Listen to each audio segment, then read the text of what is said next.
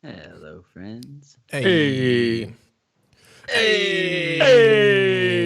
Happy Life Day, everyone. Welcome to Pop-O-Holics, the show about hot takes out of the pancakes, where we're just a couple of guys who watch Star Wars, Rise of Skywalker.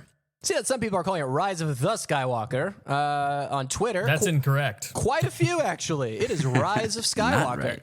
This is the first thing that I should have got wrong that I didn't. If it's your first time listening, you stick around for sick burns and comedy jabs just like that. This is the show where we come together to talk about the newest and latest in what we care about in pop culture. We're talking movies, games, music, whatever we want, TV shows.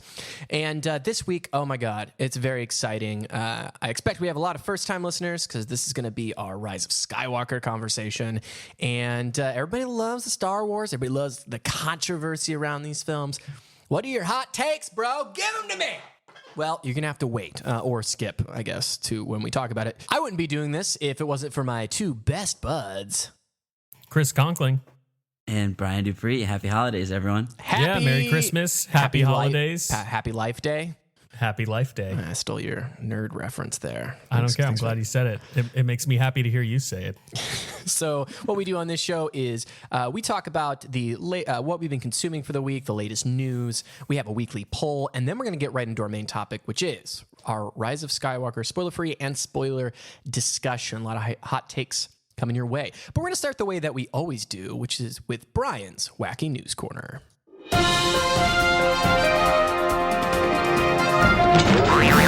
right. For the first time, we've got a little bit of breathing room for news, so I'm going to get into some actual relative breaking news this week. We've got The New Mutants, which has been in production in various stages for what feels like nearly 3 years now. So this is confirmed. The director has confirmed that a trailer is coming out for this in January, and Disney had, before this, confirmed that the April release date is sticking. So this movie is actually going to see the light of day, which I'm pretty excited about. It's got a lot of familiar faces: Anya Taylor-Joy, Maisie Williams of Game of Thrones, Charlie Heaton from Stranger Things. So this is a pretty solid cast. I'm sure you guys have heard about this movie. Are you looking forward to this? Apparently, the cut as it is now, which is testing a little better, is leaning into the original horror elements that the director was going for, which I'm very excited for. I think I would have been excited 2 years ago. Following the original production, this movie's a mess, dude. Like, this movie was supposed to come out before Disney merged with Fox. And I get it. They went back. They did a lot of reshoots. The fact that they're announcing a trailer for January is very silly to me because we already got a teaser, a year and a half ago? Like, yeah, it was 2017, apparently. 2 years ago. We've seen footage of this movie. And I think, I mean, granted, everyone involved in the project, when you go into a project, you hope that the project comes out. You hope that people get to see it. But honestly, if I was in charge of this project at this point, I would just be like, let it die, or it's going straight to DVD, or we're going to put it on a streaming service. But like the amount of money that they're going to put into marketing this film, I don't suspect, and I may be completely wrong. Like the reshoots may have saved this movie entirely, but I don't suspect this movie to make a whole lot of money. So like cut your losses, you know? Like what was the last movie we got? Dark Phoenix. This takes place in the Fox X-Men universe, supposedly. So I don't know. At this point, I would just say like cut your losses, straight to Blu-ray or VOD. Like let's just get on with it. You know, don't talk about it anymore. That's just my personal opinion, though. I was excited, but that was 24 months ago. Like, I was a different man then. yeah. I'm still excited. I just want something different, you know, and that's the bummer about this whole like merger thing is that Fox, although didn't hit sometimes, you know, they were at least different. They were always very different movies. And we got a lot of like my favorite comic book movies from the Fox studios. And just because you're reshooting, it doesn't mean it's Rogue One historically went through like a ton of reshoots, and it turned Reshoots out aren't necessarily fine. a bad thing. Yeah, it could be just one plot line isn't working. They're missing the pull. Or it's terrible. I don't know. But I'm still excited because this might be the last different higher budget comic book movie we get that's not like trying to be a 4-quadrant film. So Right. Dude, I've heard optimistic. Maisie Williams in interviews being asked about this film, just being like, who fucking knows anymore? Like words right out of her mouth. She like I said, the actors involved barely even care anymore. Like it's been such a long time. But I'm interested. I'm interested to see how this plays out. I'm not excited. Cool. I mean, that's where I'm at. That's where I've always been with this, even when it was announced earlier. But we'll see. It's probably gonna dud. Probably nailed it. But that's New Mutants. Yeah. Yeah, we'll see if it actually comes out this April. I'm not. Even if we get another trailer in January, I'm still not completely 100% convinced that this film will ever see the light of day. Who knows? What revives pop song do you think they're gonna go for to like try to really sell this movie?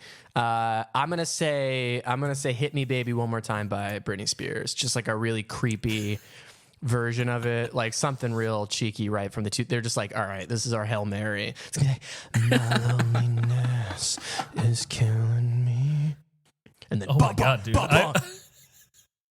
And I must confess. Oh man, I still believe. Christian's Dude, got you the just made studio me excited connection for this movie. this week. Yeah, that's amazing. I'm down for it. Same. You just totally Guardians of the Galaxy Volume 2 me.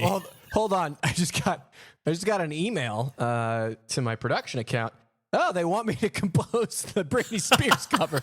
They think it's going to really do wonders. They said, can you help me sell this hot turd?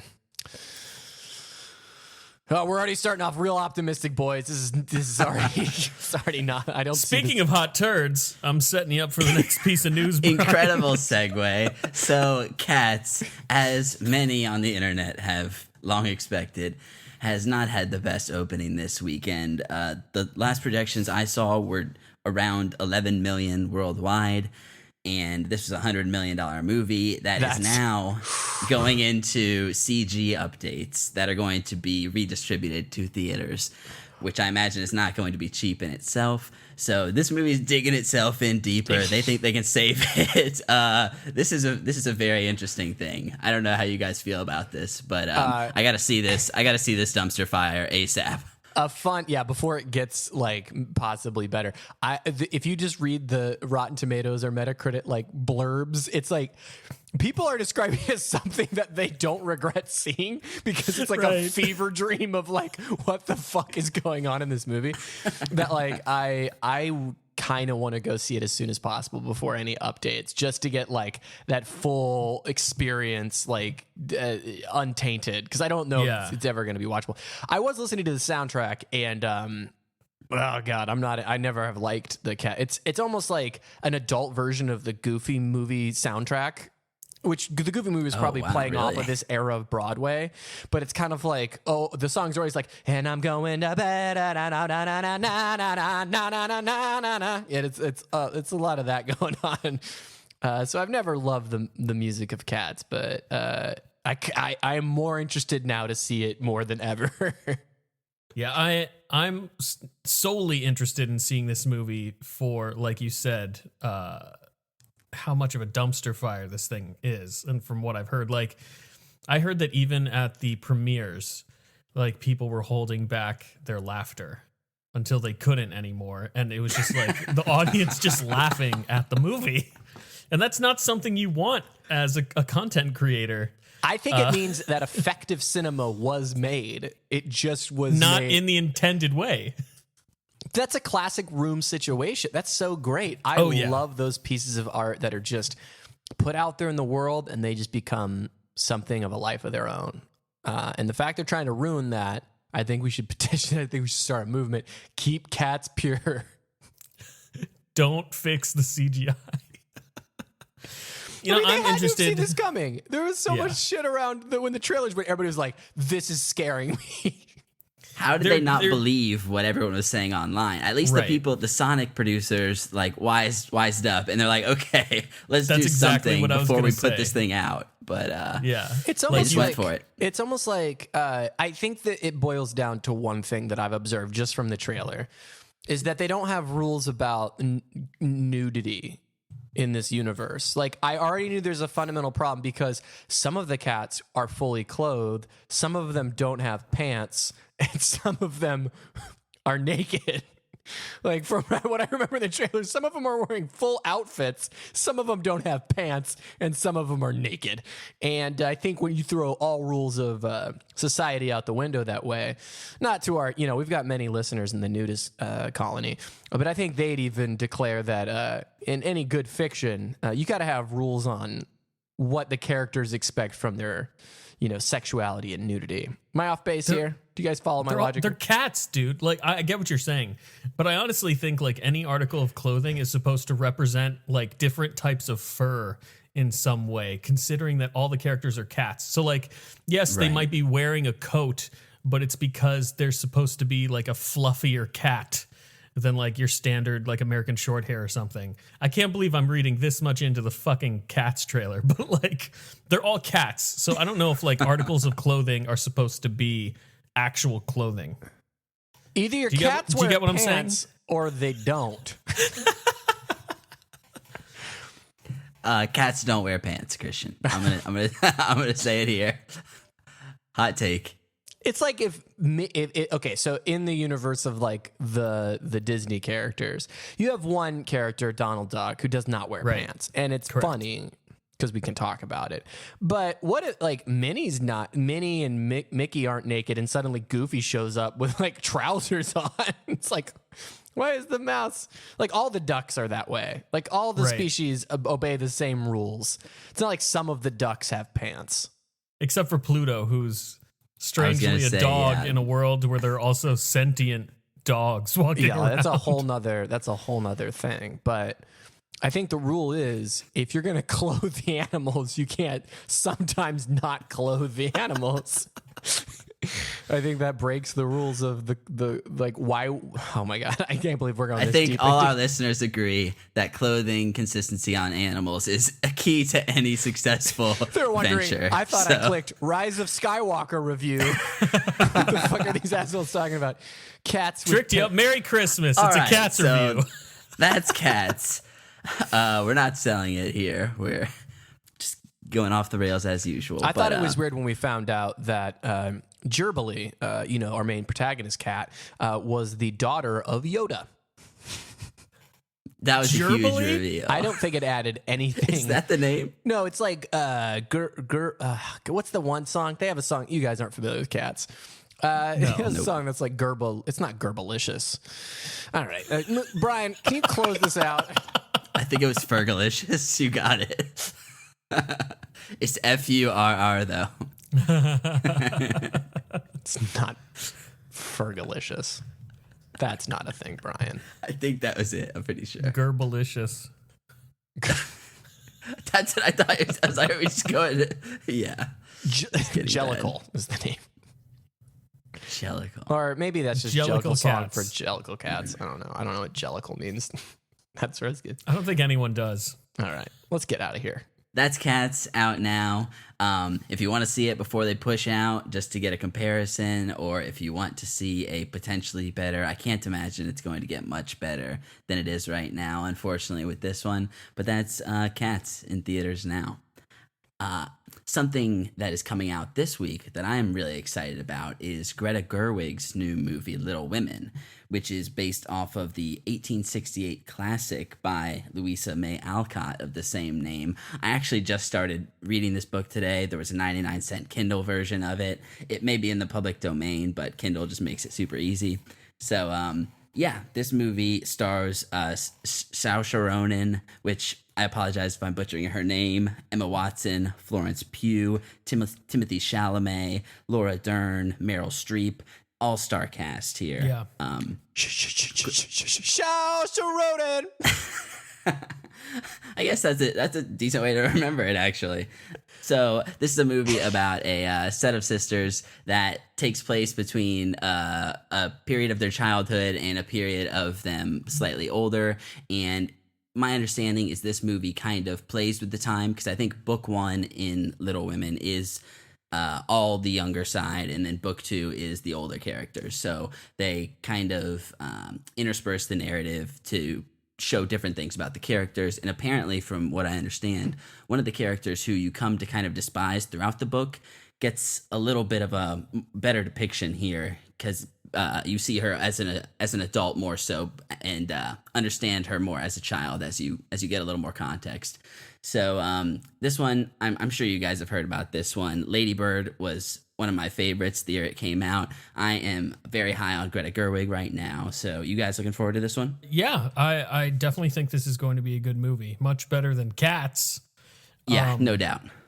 This is probably something I'm going to try to go see with my wife. I really loved Lady Bird. It was very delightful, and I drew a lot of personal connection. She goes to school in like a Catholic church and is kind of growing up in that kind of environment, which I can align with greatly.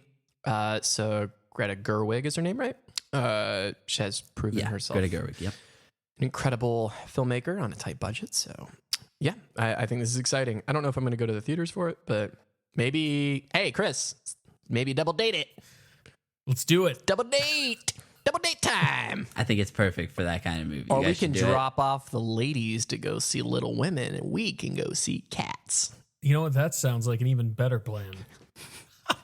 Ditch the wives. This is this is taking a turn. Okay, so that is For Greta Cats. Gerwig's Little Women. That will be out this week. Another movie that's coming out that has a lot of hype around it is 1917, Sam Mendes' newest movie. So this is apparently, I didn't know this until today when I was looking this up, apparently based on an account that his grandfather told him. Sam Mendes' grandfather told him. Oh, wow. Yeah, and so this is a story about a mission that has been compromised, and they're trying to get, during World War I, trying to get message to their troop so they don't walk into a trap and essentially get massacred. And our main character's brother is in this troop, so there's a personal connection. This, from the ads, looks like something that's going to be similar to like a Dunkirk, very gritty, on-the-ground portrayal of World War I. And I'm super excited for this. I'm not really big into the war movies, but I actually just rewatched Dunkirk partially with my roommates last night, and that movie's incredible. So I'm definitely ready for something like this. And under Sam Mendes, I know he can do great work. So I'm really looking forward to this one. Yeah, I'm super excited about this movie, especially considering that it's supposed to be shot as like one take. Obviously, it's not one take. But that's going to be very interesting, especially considering the material or of the content. Seeing all the horrors of war shot in that way is something we don't get to see a lot. So very, very interested to see this film. Yeah, I enjoy the Dunkirk style, almost a breed of Saving Private Ryan, kind of the evolution of these very grounded, very kind of just thrilling experience movies, that it's kind of like walking a day in the shoes and take it to its natural conclusion of having us just follow these characters, seemingly uncut, is cool. And I often, when it's done well, just get swept away. You know, you don't even think about the time or anything. You're just in it. And that's what I like going to the movies for. So I am definitely tempted to make time to go see this. So that's 1917. That'll be out this week as well. So got a music update. This is something that I haven't seen anything since the initial announcement, so this may or may not come out. But if it does, it'll be out today as of release on Christmas. Kanye West's Jesus is Born, which is supposed to be his Sunday service album, who is the gospel choir that has been traveling around to his Sunday services and doing these hour or so demonstrations with a preacher and singing. We've talked about it a little bit on the show previously. So I'm not sure exactly what this is going to be or if it'll actually come out. But if it does, it'll probably be much more of a straight gospel album than his last release, and will be more so interpolations of his older songs, which is what he's been doing for these Sunday services since he doesn't perform the original lyrics anymore for the most part. I know you guys probably aren't super interested in a straight gospel album, but I got to keep the people informed of this crazy Kanye news. So that's that, and that's pretty much it for news today. No, I think it's something interesting to keep tabs on. I mean, anytime someone tries to make this big of a diversion in their audience and their performance style, it's definitely something that is monumental and memorable. I even know a friend, his home church in Louisiana, friend of the show, Darren Vance, who was on our Get Out and This Is Us special. He showed up at their church. Just like, I'm going to do Are you serious? Uh-huh. Wow. Yeah, so it is impacting lives out there in some way. So let's keep the train rolling. Let's keep eyes on it. So that's Jesus is Born by Kanye West, another one that may or may not come out. Classic Kanye. Very cool. Thank you, Brian, for delivering that news. Let's move on to what we've been consuming with our quick hits. Chris, you've just been binging Star Wars. Not only did you see Rise of Skywalker 3 times in the last 4 days, but you also decided to squeeze in one of Star Wars comic books in there. It looks like the first issue of The Rise of Kylo Ren. Tell us about it. So Marvel has had a great run of various Star Wars comics since Disney acquired the rights to Lucasfilm. Probably some of the best Star Wars comic material I've ever seen, to be perfectly honest. So when they announced that The Rise of Kylo Ren was coming out, I was very, very interested and excited to read this book, especially considering that Kylo Ren's past is something that we don't get a ton of in the sequel trilogy. And that includes like what takes place after he leaves Luke's Jedi Temple, more information about his relationship with Snoke, more information about how he became Kylo Ren, of the Knights of Ren, gives us more information about the Knights of Ren themselves. Now, granted, this is only issue 1, so I can't really speak to the overall quality of the whole run's narrative. But as far as issue 1 is concerned, I think it delivers a lot of interesting ideas. I don't want to dive too deep into it, only because I don't want to spoil anything for The Rise of Skywalker. But if you are interested at all in the character of Kylo Ren and you want a little more information that takes place in the empty spaces in this sequel trilogy, highly, highly recommend this book. Very cool. That is The Rise of Kylo Ren, put out by Marvel Comics. That's right. Marvel, because Marvel, Disney, and Star Wars are one. It's all one thing. Just waiting for that crossover. That'll be fun. Brian, you saw the newest Jumanji movie. This was in your news last week, and you made time to go see it. Tell us about it. Yeah, this was one. Me and my sister went to see this. We were both pretty big fans of the first one 2 years ago, and I had so much fun with this movie. It gave me pretty much everything I was expecting. The action was turned up a notch. Some pretty huge set pieces. There's this element of body swapping. So the characters hop between bodies at some point, which allows for some pretty funny moments. And I will say, in terms of performances, I think in the first one, Jack Black was one of the big standouts. And he's still good in this one, but Awkwafina and the character that she portrays, which I'm not going to say who because it's kind of a spoiler, Awkwafina is great in this movie and is just showing again that she is an incredible actress that can hold her own. She was in The Farewell earlier this year, which is one of my favorites. I'm really happy to see her starting to blow up because everything she's in so far has been super solid. Kevin Hart as Danny Glover is hysterical throughout this movie. It provides for just the voice and the mannerisms, the whole deal. this one, yeah, it added on to the mythos of what was happening, changed the game, and was pretty much what I was looking for from a sequel. Not as good, but more than worthwhile to watch. Who would Do you have think- thunk? Jumanji. Yeah. It's crazy. Good for Jumanji. That's awesome. Do you think we're going to get a third film called Jumanji Changing the Game Again? Does it set I don't know if that up that'll at all? be the exact one, but it's obviously possible. But I think it may have to use different characters. No, It's Chris. semi-conclusive. Chris, are you not tracking this? Jumanji, the final boss. Perfect. That's a great title. I will say there was a bit at the end that kind of opened it up and bridged it from the original story. So that in itself shows that, yeah, they probably could do something else. And I'd be game for it. So, Christian, you vowed to not watch this movie because of your current state and then went ahead and just dived right in. So I'm super excited to hear what you thought of what you've been watching this week. Not only did I dive in and watch it, I watched it with my beautiful girlfriend. And I have to say, it was an amazing decision. Me and my girlfriend were holding hands the entire movie. We were laughing, and it is such a sweet movie.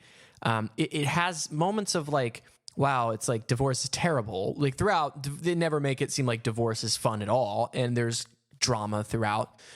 Yeah. But I found myself finding this movie, more about the things like human relationships and connecting with each other, and really a great story about, not communicating and not listening to your partner effectively and dealing with those things. I found it like really delightful. It's one of my favorite films of the year.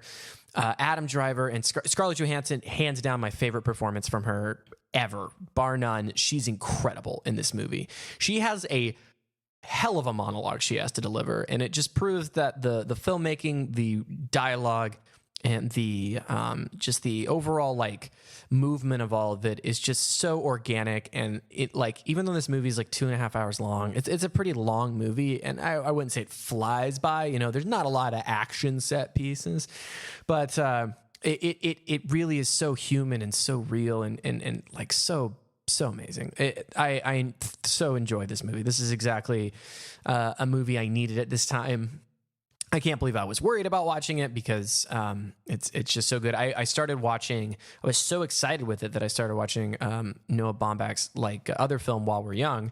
I watched that very late and ended up going to sleep, but I was enjoying what I was watching from there. And I have to say, like, his screenwriting ability, I mean, it brought me back to the films of Woody Allen and what I love about those, and feeling so connected to characters and something that we just don't get enough of these days. And Adam Driver is fantastic. Laura Dern is fantastic. She's so good. I mean, she's playing a very similar character to what she's done in the past in other of her films. But I have to say, it's all very working very well for me. And I've seen some reactions that are more like that this film's more of a downer, and I just didn't get that. I mean, obviously, again, divorce is a terrible thing, and I think this movie highlights that effectively. But I found that it was something very very watchable and enjoyable. I overall enjoyed it. It was very sweet. I'm glad you were able to pull some hopefulness from it. That makes me really happy. I'm also glad you actually decided. No, I do get that a little bit, especially toward the end of the film. But by no means is it an easy ride to get to that point. It is a very, in my opinion, a tragic movie, But again, like you said, very human. One of the best movies I've seen over the course of the whole year. So absolutely worth checking out. Yeah, and it's really brilliant about, at least the way the film was working for me, about you have two sides to the argument on what's going on with the relationship. And not to spoil anything, you should definitely see this movie and follow my advice and never learn anything about any movie that you're interested in seeing. But you may come down on one character more than the other inside, and especially depending on your sex and your experience and stuff. And I think the movie does a good job of slowly revealing more about our characters and definitely making it seem more complicated in like I said, a very human way. to where it's, I mean, I didn't come away saying like, no, there were no saints, and people acted in passion and in ignorance and in selfishness. And I thought it was pretty evenly handed, whereas a lesser filmmaker and writer could have made it very, very poorly and it be like, oh, well, this person's an asshole. So Right. It could have been very one-sided. And it didn't seem, it can seem that way at times, but that's through the ebb and flow of what you learn about our characters. So I think in that way it was very tactfully handled. And by the end of it, and no spoilers, we're just going to say our opinions out loud, but I'm curious, on the end of it, if you were to pick at the outcome who you were rooting for and who you agreed with and sided with, who would that be? Scarlett Johansson or Adam Driver? Me? I know Brian hasn't seen it, right? Have you seen it, Brian? Yeah, No, we're not saying reasons. We're just saying by the end of Right. it. Who do I Side feel with had the harder? Who was the right? Who was in the right? And who do you? There's no right answer to that question. Like over the course of the movie, I did find myself feeling bad for Adam Driver, but everything that Scarlett Johansson has to go through in that film is equally as awful. And like I said when I was reviewing it last week and talking to you guys about it, like overall this film just shows the lengths that people are willing to go through and kind of like how people get caught up in the maelstrom of divorce and the terrible things that they end up doing to each other. So neither party comes out the winner. But there was a moment in the film where I was like, I feel really bad for Adam Driver. See, that's interesting. But I started the movie off feeling that way and being like, this is all very unfair. And then coming to the realization that a lot of Adam Driver's flaws are possibly my own. And it was very like informed of like, oh yeah, you could totally just be in your own headspace and ignore the person that you love, you know? Right. You know, and Well, I think I aligned with that quite a bit. You pointing out that the film depicts how it's so important to communicate effectively with your significant other. You know, and listening listen. is so important. That's a part of communication, the listening portion of it. And things can get so easily misconstrued, and you end up not understanding each other in the end. That's why it's so important to take the time to practice that skill, especially for long-term relationships. Yeah. Because even in the moments where you are arguing with one another, you still find a way to come to some type of resolution and understanding with the other person. Yeah, that's what I found so beautiful too. Is like it was like throughout this terrible, awful thing that's going through, there was just so many good things about like, oh yeah, that is important, and this is where things can go wrong if you're, you know, not paying attention to and for that I was like, oh yeah, it's like that's why it's sweet, because you're kind of revealing these things, and also the movie is like really funny. It's like, so there's a scene with Adam Driver moments, and there's a trick with a pocket knife and a social worker, and that's all I'll say. And it is like, and again, there's like this tragedy in the whole sequence, but it is very, so funny, and everybody's so good in this movie. So yeah. When you and I were talking about it the other morning, I said that, and you pointed this out earlier, that it kind of reminds you of Woody Allen. I said the exact same thing, in that it's kind of like Annie Hall, if Annie Hall wasn't as funny, had a little more tragedy in it. Yeah. But I'd argue it's as funny as Annie Hall. Yeah. I mean, it is really funny. At least I found it humorous. Cool movie. That's Marriage Story, out on Netflix. Highly, highly, highly recommend. Especially if you just watched Star Wars, a bunch of Star Wars like we did, and you really like Adam Driver. He's fantastic in it. And all the Marvel movies, Scarlett Johansson, I think, is a character with a little more depth. So it's nice to see her flexing her acting muscle and just proving how fantastic of an actor she can be. Let's move on to our poll. Please don't leave your thoughts on hold. Come on down to a weekly poll. Please don't leave your thoughts on hold. Come on down to a weekly poll.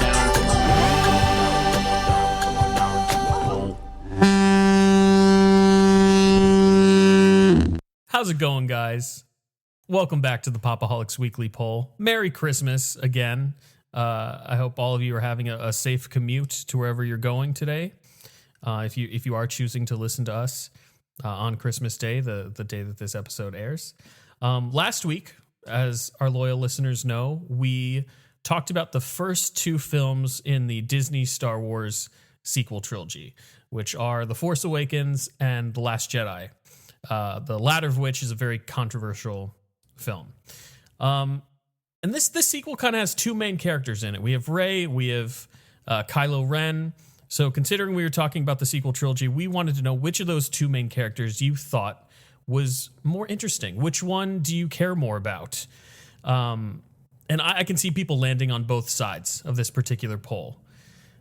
But it looks like Kylo Ren actually came out on top here, guys, with 65% of our participants saying that Kylo Ren is a more interesting character than Rey is. I personally agree. I think Kylo Ren has more of an arc than Rey does, but that by no means that Rey is a lesser character. I know some people tend to gravitate more toward protagonists, and that's just the way people roll. But how do you guys feel about these results? Who do you relate more to? Who do you think is a more interesting character? Yeah, Brian, who do you relate to? So is it more interesting or relate to? And I feel like More my answer- interesting. more interesting. It's hard to not go with Kylo, especially with the first two movies, with all the backstory we get on him and how little backstory we get with Rey. She is powerful, which is fun, but in terms of interest in the character, it's hard to argue against where Kylo is and the importance he's had in the story so far. That I totally understand why people would go that way. Yeah, and he actually, he gets beat up and he struggles. I mean, he goes, again, I've been saying this the entire time, that he's like the dark Luke Skywalker of the Disney trilogy, and there's just more character beats and hard decisions that I would think the crucial thing is there's more hard things for him to go through. I would say in the first two movies, the hardest thing Rey has to go through is hearing that she's nobody. Right, that's like the heart, and getting rejected by Luke Skywalker at the very beginning as a teacher. Like that's pretty much it. Nothing is very hard for her, and there's not a whole lot of development in even as much as I love The Last Jedi. A lot of it is about her struggling with her past, but there still doesn't seem to be a ton of hurdles. I will mark that Rian Johnson is the only director to hurt her in any way. Like, she gets a little scuffed up, but even then, I just feel like we don't see the character go through as much conflict throughout the first two movies. Agreed. So I say Kylo. I'm a Kylo. Kylo Ren. I'm a of Kylo course. boy. Plus, who hasn't been a little edgelord? True that at some point in your life. Well, thank you again for everyone who participated in our poll. This week, the poll is going to be something a little polarizing, a little polarizing. I like that. I like it a Considering- lot. Keep doing those things.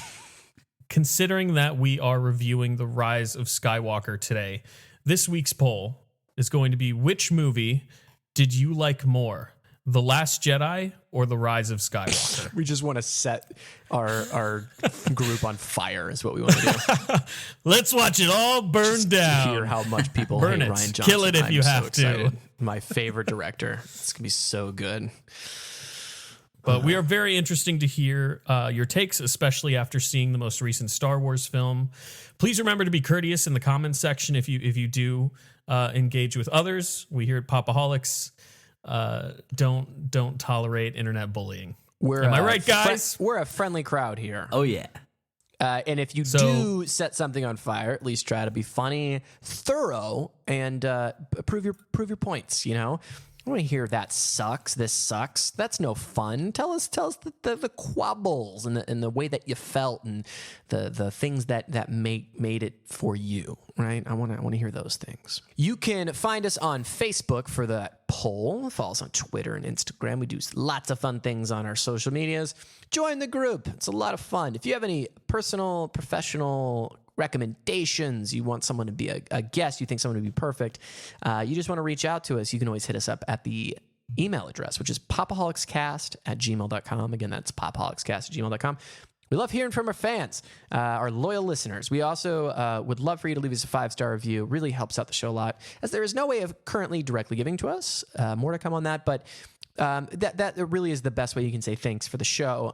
We put a lot of work into this. Everybody does some modicum of research, and we pay to go see these movies and buy them and review them and spend time doing it. So we just really would appreciate that. Tell your friends and family about it. Guys, when we come back, the main event, we've been watching all the Star Wars movies up until this point, preparing the way, getting our fanboy hats on, ready for the Rise of Skywalker. Did it deliver? Did it live up to our hopes and dreams? Did it close out the Star Wars trilogy in a meaningful way? We're going to try to get to the bottom of that and more when we come back on Pop-O-Holics.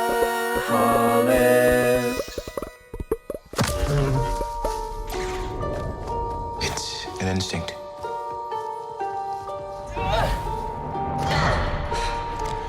A feeling. The Force brought us together.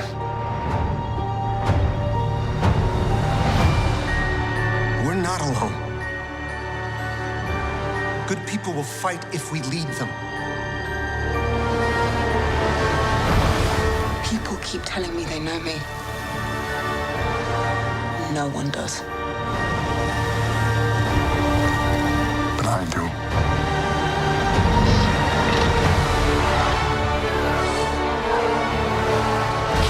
Long have I waited. And now, you're coming together.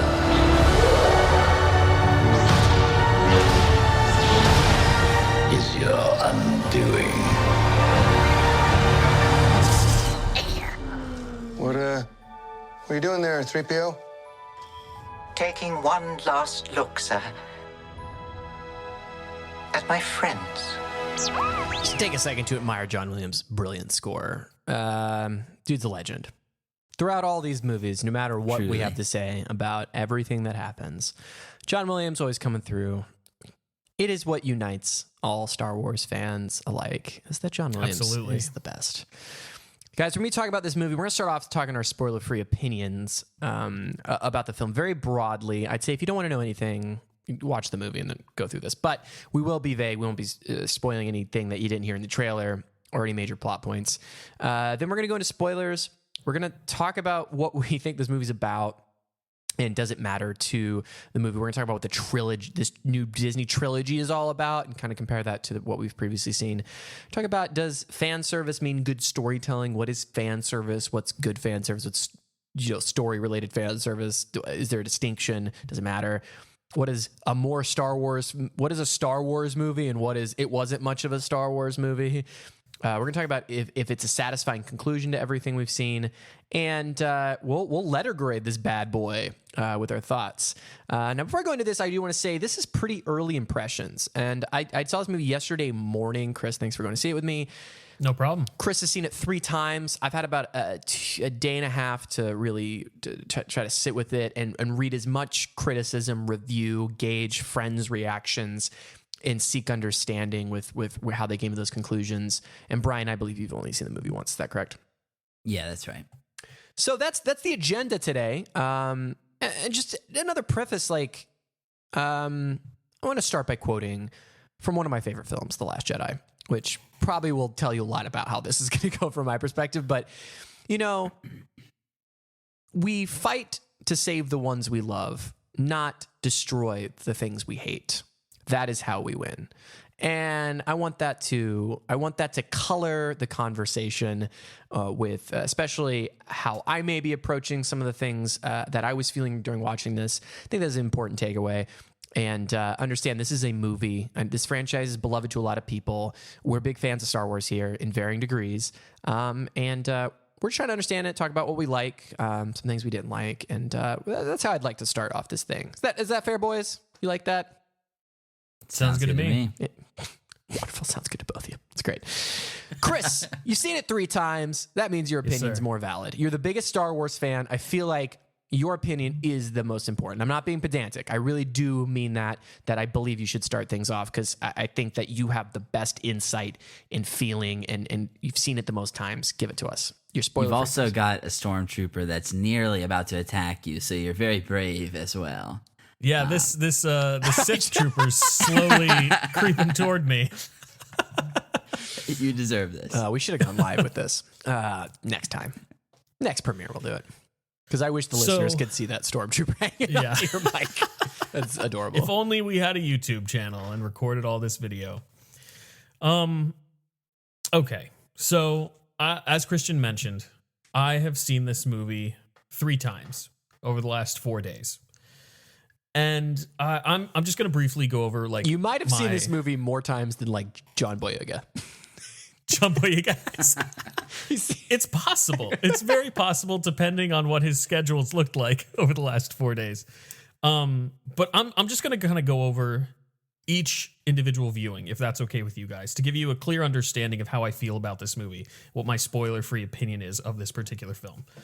So to give you some context, and as I kind of mentioned a couple of weeks ago when we were talking about Star Wars, I actually read some leaks for this film about 2 months ago. And I'm the type of person who typically goes deep into production of films. So I follow plot leaks, I follow set leaks, I follow how reshoots are going and production's going in general for the things that I love. Typically, 2 months ahead of a film, the leaks are still pretty incorrect, right?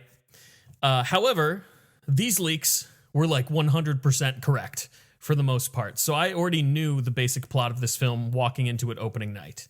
And I wasn't excited about it because of the quality of those leaks. But again, there's a huge difference between reading text and seeing someone's artistic vision on screen, seeing everything come together, the score, the acting, the set design, everything. There's a big difference. Walking out of this movie the first time, I was really disappointed. And everyone else that I saw it with loved it. Loved this movie. And it felt very alienating. And I think now I can understand how the people who didn't like The Last Jedi felt when they walked out of that movie. Like they were kind of questioning their status as a Star Wars fan. Like, am I actually a Star Wars? Like, I hated that thing. So I had a lot of problems with this movie when I first walked out of it. Brian knows about all these problems. I was kind of ranting to him. Christian knows a little bit about how I felt because I told him about my initial experience when we saw it yesterday morning. But initially, I felt like the first hour and a half was super rushed. There were a lot of quick jumps to different plot points to get us to where we needed to go. We weren't really spending any time with anyone, spending any time with any of the new information that we were receiving, and it just seemed like a convoluted, jumbled mess. So the best thing that I could say when I walked out of the film to all these other people that were like really high on this movie was like, I had fun. You know, I didn't want to like destroy their high. You know, I wanted them to revel in the genuine happiness that they were experiencing. I didn't want to be that guy. So, knowing that I was going to see it with Christian Saturday morning, I was like, I need to do something about this. Like, I need to try and figure out how this movie holds up within the context of the sequel trilogy. Like, do these films cohesively tell a story? So I what do I want ended to up say doing, that I was slightly worried, and I appreciate you not sharing all those opinions with me beforehand because I didn't watch any of the trailers and stuff, and I'll get into that. But I will say that I was worried because generally when we've done this, because you see movies very quickly, and you'll be very kind and see them with me again as a great friend. And normally you give me your take immediately. And normally it's like a good to great to amazing, right? And you were like, I'll let you watch the movie. And I was like, uh-oh. Like, red flag. That's telling. Because if you're just like, oh, it's good. Like, I would have been like, oh, that makes it. Like, that's exactly where I thought you'd be. So I was surprised. I'm super surprised by all of this, but continue on. So, and to your point, Christian, I wanted to make sure you were able to form an unbiased opinion of the film. Like, I wanted to make sure you were going in solely with your perspective. That's why I didn't say anything, which I think turned out for the best. So anyway, after watching this movie the first time, knowing I was going to go see it with Christian, I was like, I'm going to rewatch The Force Awakens and The Last Jedi back to back and then not watch anything else until I see it in the morning. So I actually literally watched all 3 sequel films back to back without any content entering my brain before watching the new movie. I also went in this time around with After a we conscious, had already rewatched these movies. right? We had already rewatched them literally a week ago. Say he's not a Star Wars fan, people. Literally a week before, we had already watched them to review them for the podcast or discuss them for the podcast. But I felt like I needed to see them again, knowing what I knew from Rise of Skywalker, to see if it changed the context of anything. So I also made a conscious effort to watch it my second time around with Christian without my critical, the critical side of my brain seeping in. I really wanted to try and watch it as some of these other people have been watching it, which is just like pure emotion. Like, fuck the composition of this film. Like, I'm just trying to absorb the emotion that Star Wars traditionally gives me, right? Yeah. And truth be told, second viewing, I actually had a lot of fun. The problems with the film didn't disappear, but I had more fun watching it than I did the first time. And it did. It kind of it hit me in more of an emotional way than it did the first time I saw the film, which was more of like a critical viewing of the film. Like, is this a good movie in and of itself without being inside the Star Wars franchise? The third time I watched it, I don't know what's going on with this movie, guys, but like each viewing, the emotional beats are more impactful for me.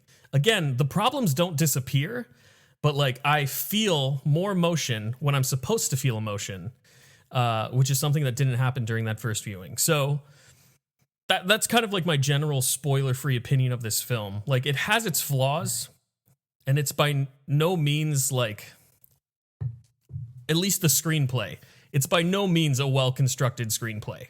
There's no arguing that it's a good screenplay. It's not. But emotionally, it does find a way to like capitalize on your love and nostalgia for this franchise. So that's my take. Chris, thank you for taking us on your journey. Sorry, that was such a long rant. No, I appreciate it. No, it was beautiful. It was beautiful. Brian, I haven't heard jack diddly shit from you in our chat. Apparently you're sharing all your feelings with Chris, leaving me out of the loop. I gotta say, it's like not spoiling the trailer for me. It was just that night. I am so excited to hear your thoughts. Please tell us.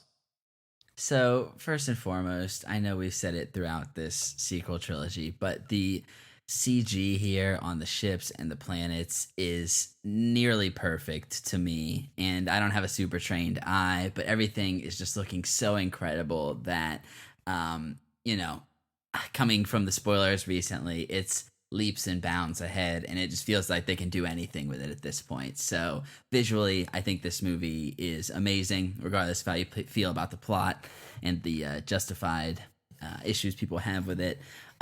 Chris, like you were saying, for me, this is the most emotionally impactful movie of the trilogy for me by far. I only saw it once, as we said, but most of that stuff was working for me, and we'll definitely get into how the movie handles that stuff and how we feel about that, because there's a lot to it.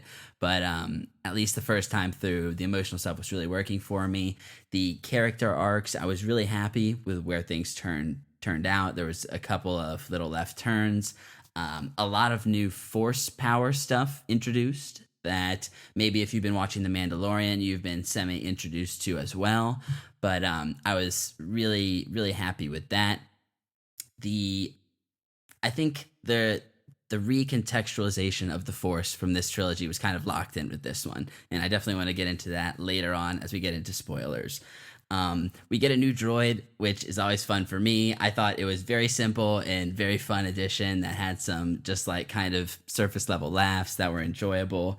Can I interrupt you for 1 second, Please, Brian? please come ahead. Did you guys recognize Dio's voice in the film?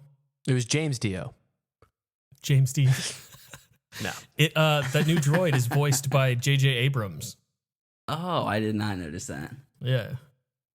Fun fact. Anyway, sorry. Continue, Brian. Nice. No, yeah, no worries. That's pretty much it for spoiler free. I think there's a decent amount of fan service. I think all three of these movies, the first one pulls from A New Hope, second one Empire, this one you definitely get your Return of the Jedi beats and even some explicit callbacks that I appreciated.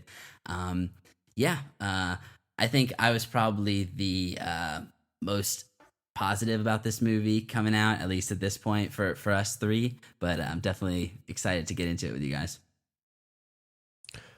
I want to keep prefacing my thoughts. I've only seen it once, and to be fair, when I saw The Last Jedi, which as I ranked last week on our show, it's a great show. We talk about The Force Awakens, Last Jedi. It's my favorite Star Wars movie. It's definitely one of my favorites. It's my favorite, if not my favorite Star Wars movie. And when I first saw it, it wasn't. I was still like, oh, it's probably like middle of the road. And I came to love and appreciate that movie over time, thoroughly understanding what it was and what it meant to me. And every time I watch it, I love it even more. So I've only seen this movie once. So my opinion is subject to change. And I really am curious because there are the reaction of some people, friends and people I've seen online that had such a positive, strong emotional reaction to this. And I don't want to take any of that away. That's so great. That is fantastic. And that's what I want out of a Star Wars movie. When I go see a Star Wars movie, I want to not think about it. I really don't. I want to be swept up and in the moment. And that's so much of what Star Wars is, right? And it's capturing this emotion and stuff. And we've built on these new characters and the lore of the whole trilogy. And so I truly do want that. My first viewing, there are things that I really love about this movie that even through the first time had me. And I would say some people, even people that loved it, was like, oh, the first hour, I didn't know, but then it really kicked off. And I have to say, like, Chris, you were there with me. I was in it. I'm having a great time throughout the first part of this movie. It's ridiculous, right? There's a lot of ridiculous things, but it's also fucking Star Wars, so who cares about a level of ridiculousness? But as the movie went on, I was slow. There's an emotional high point that I'm going to talk about in spoilers in the middle of this movie that I did not see coming. That almost brought me to tears, got me to this very emotional state, somewhere that I got towards the crescendo of Last Jedi. But as the movie got on, like kept going, I just felt more and more disconnected and more separated from what I was seeing. And I didn't recognize the type of movie that it was by the end of it, which is, I've never really felt that in a first viewing of a Star Wars movie. Last Jedi, I didn't absolutely love as much as I do the first time I watched it, but man, was I in it as it got to the end. I was just edge of my seat. Like, hot take out of that movie was, I don't know, like it was a little plotting, but third act, holy cow, it came together. And everybody seemed to think that from their first viewing as well. And this had the exact opposite, where as it just kept going on and on, I felt more and more like I knew what was happening and that this was real.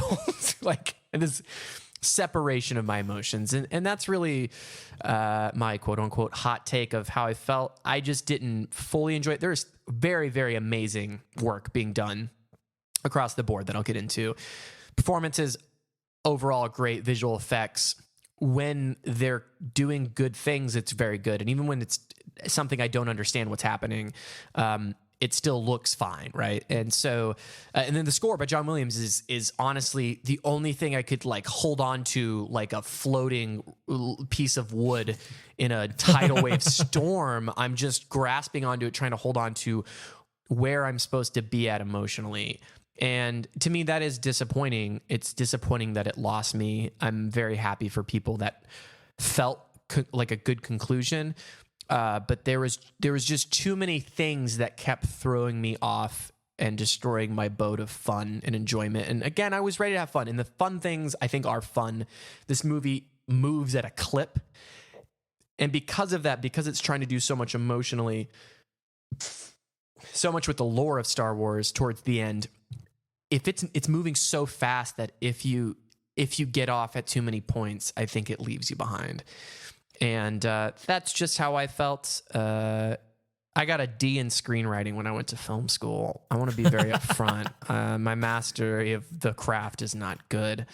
But I'd agree with you, Chris, that I feel like there's some faults there. But overall, some things I really loved about this film. It's not a total bummer, but I really did feel like by the end of it, I actively hated what I was feeling, but I really enjoyed the first half. That isn't to say that I'm going to outright say this is a terrible movie. I'm tempted to. but I'm not there. I have only seen it once. I fell off the boat halfway through the movie and I never got back on. And just clinging to John Williams. It's just clinging to John Williams. Adrift. Yeah, and at every point it was like I would try to climb back on the boat and a pirate would punch me in the face and I would fall back off the boat. And that's how I felt. And that's I walked out telling Chris, like, I think I feel what people felt after The Last Jedi must have felt. Like, that's the feeling that I got from them. That's the feeling I felt through this. And I like Star Wars, so it's sad. But we'll have to get into more of those reasons and kind of how I've processed everything and thought about it as we go into spoilers. Guys, anything else pre-spoilers? Any reaction to what I just said? Chris, did you sense that from me after I'd seen the movie? Did you sense the conflict in me? Oh, 100%. That's why when we were walking out of the theater, I know you were really eager to hear what my opinion was, but that's why I was so excited to hear what your opinion was, because I knew that out of the three of us, you two were also going to have a very critical eye of the film upon first viewing. So I was hoping, and I didn't want you to hate the movie by any means, but like I was hoping that at least your opinion would align somewhat to my first viewing as well, so we could, share it a bit. You needed a friend. And that's what happened. I'll be your I needed a lonely friend dark. desperately. But I so wanted not to, because I had talked previously about what I wanted out of this film, and I mean this, I wanted to enjoy it, and I want people to enjoy it. I want people to have fun, and it seems like people had fun, and now it's this level of, as we'll get into spoilers, me understanding why this is good and The Last Jedi is bad. Like, I really have a hard time parsing that. Some of it makes sense, some of it doesn't. Maybe this will help us talking about it. But other than that, any other pre-spoiler thoughts? Yeah, last thing I'll say, I really had a good time with this one the first time through, but with the questions that do get answered, there may be even more questions that are raised by what's presented in this movie, which I think is a lot of the frustration from a lot of people watching this, but still very enjoyable for me. All right. With that, we're going to go into spoilers. Put your spoiler goggles on. Hopefully you've seen the movie. If not, I'd say, hey, go see it. Form your own opinion. It's definitely worth seeing. It's an event movie. It's a big Disney blockbuster. There's plenty to get out of it that's enjoyable. And fans seem to love it. Not critically divisive, but fans are ecstatic. So go out and bring your fan hat on and go have a good time. I'm sure that even if you don't like the movie, that if you like Star Wars, there's something in here for you. I really do think there's a lot working here. Even beyond saying that it's worth seeing, I actually believe that it's worth seeing twice. Yeah, give Disney your money twice as much. They need it. They're hungry. Not because of that, but like at least to form a solid opinion, or maybe find some type of medium, you should at least see it twice. All right, with that, we're going to be moving on into our spoiler conversation. Too predictable.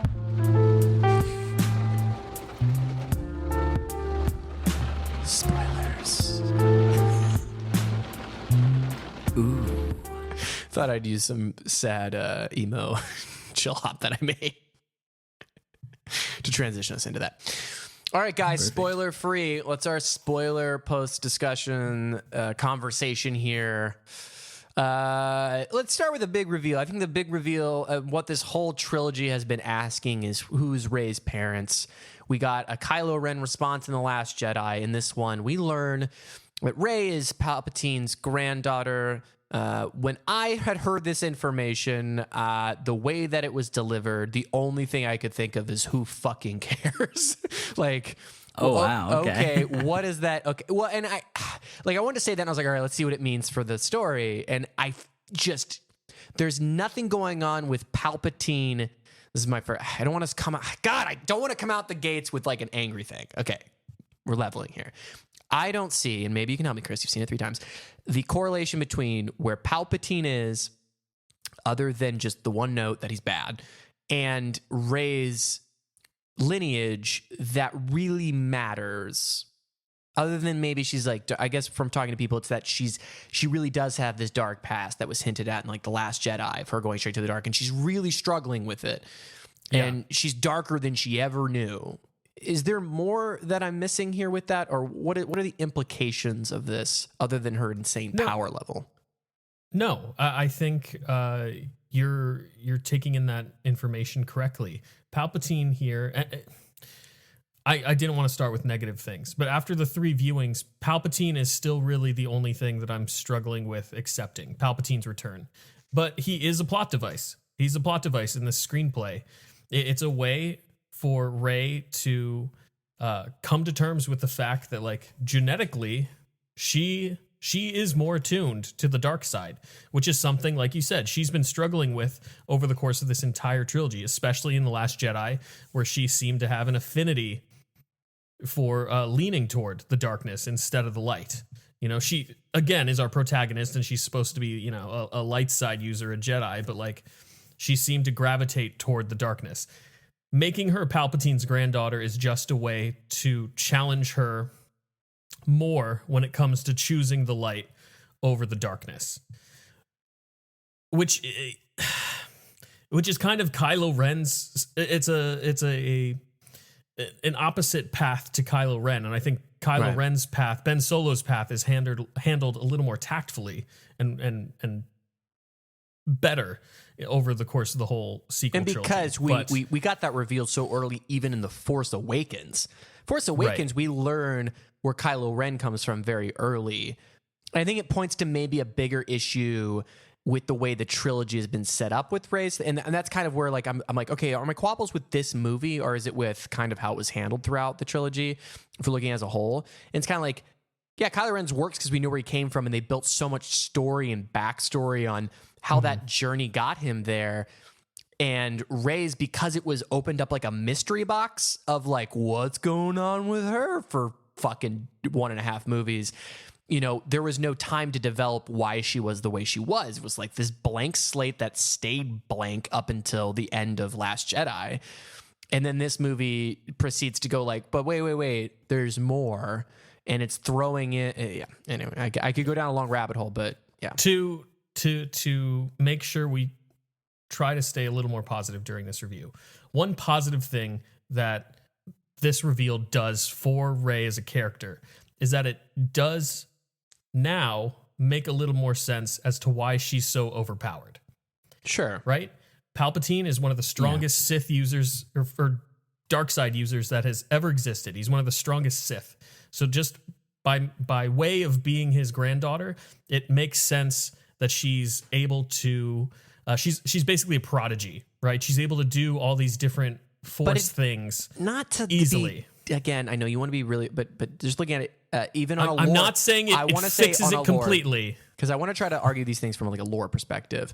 Her parents seem pretty weak sauce. I mean, they got taken out pretty easy. So it's not like just genetically makes you know how to do the Jedi mind trick like she figures out in Force Awakens. Like, it doesn't explain.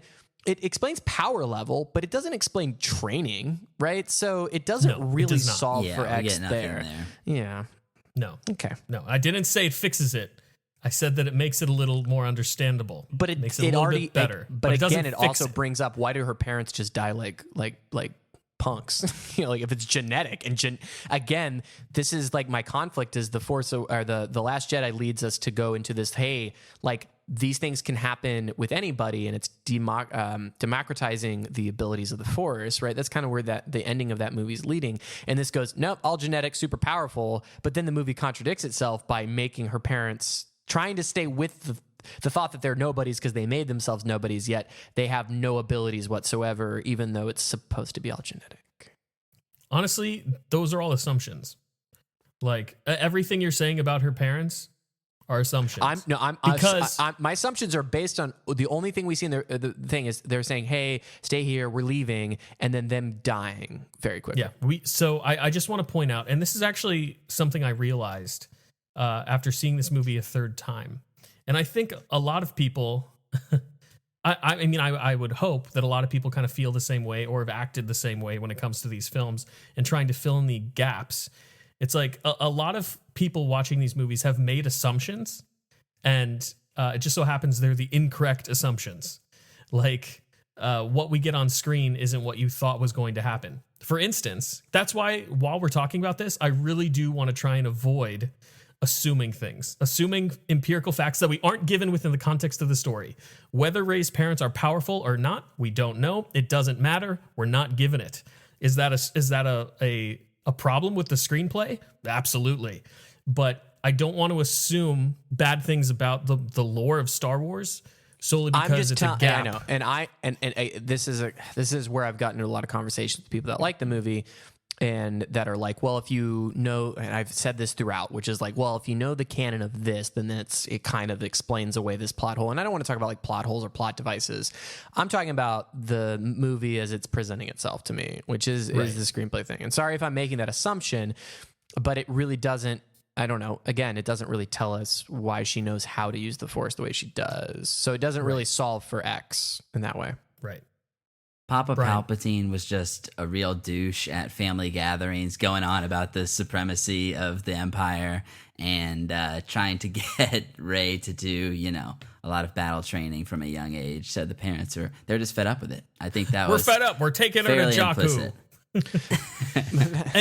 and there, while we're just to get this out of the way, I mentioned that like I realized this on my third viewing today that like I had assumed a lot about Rey's past and how she was separated from her parents.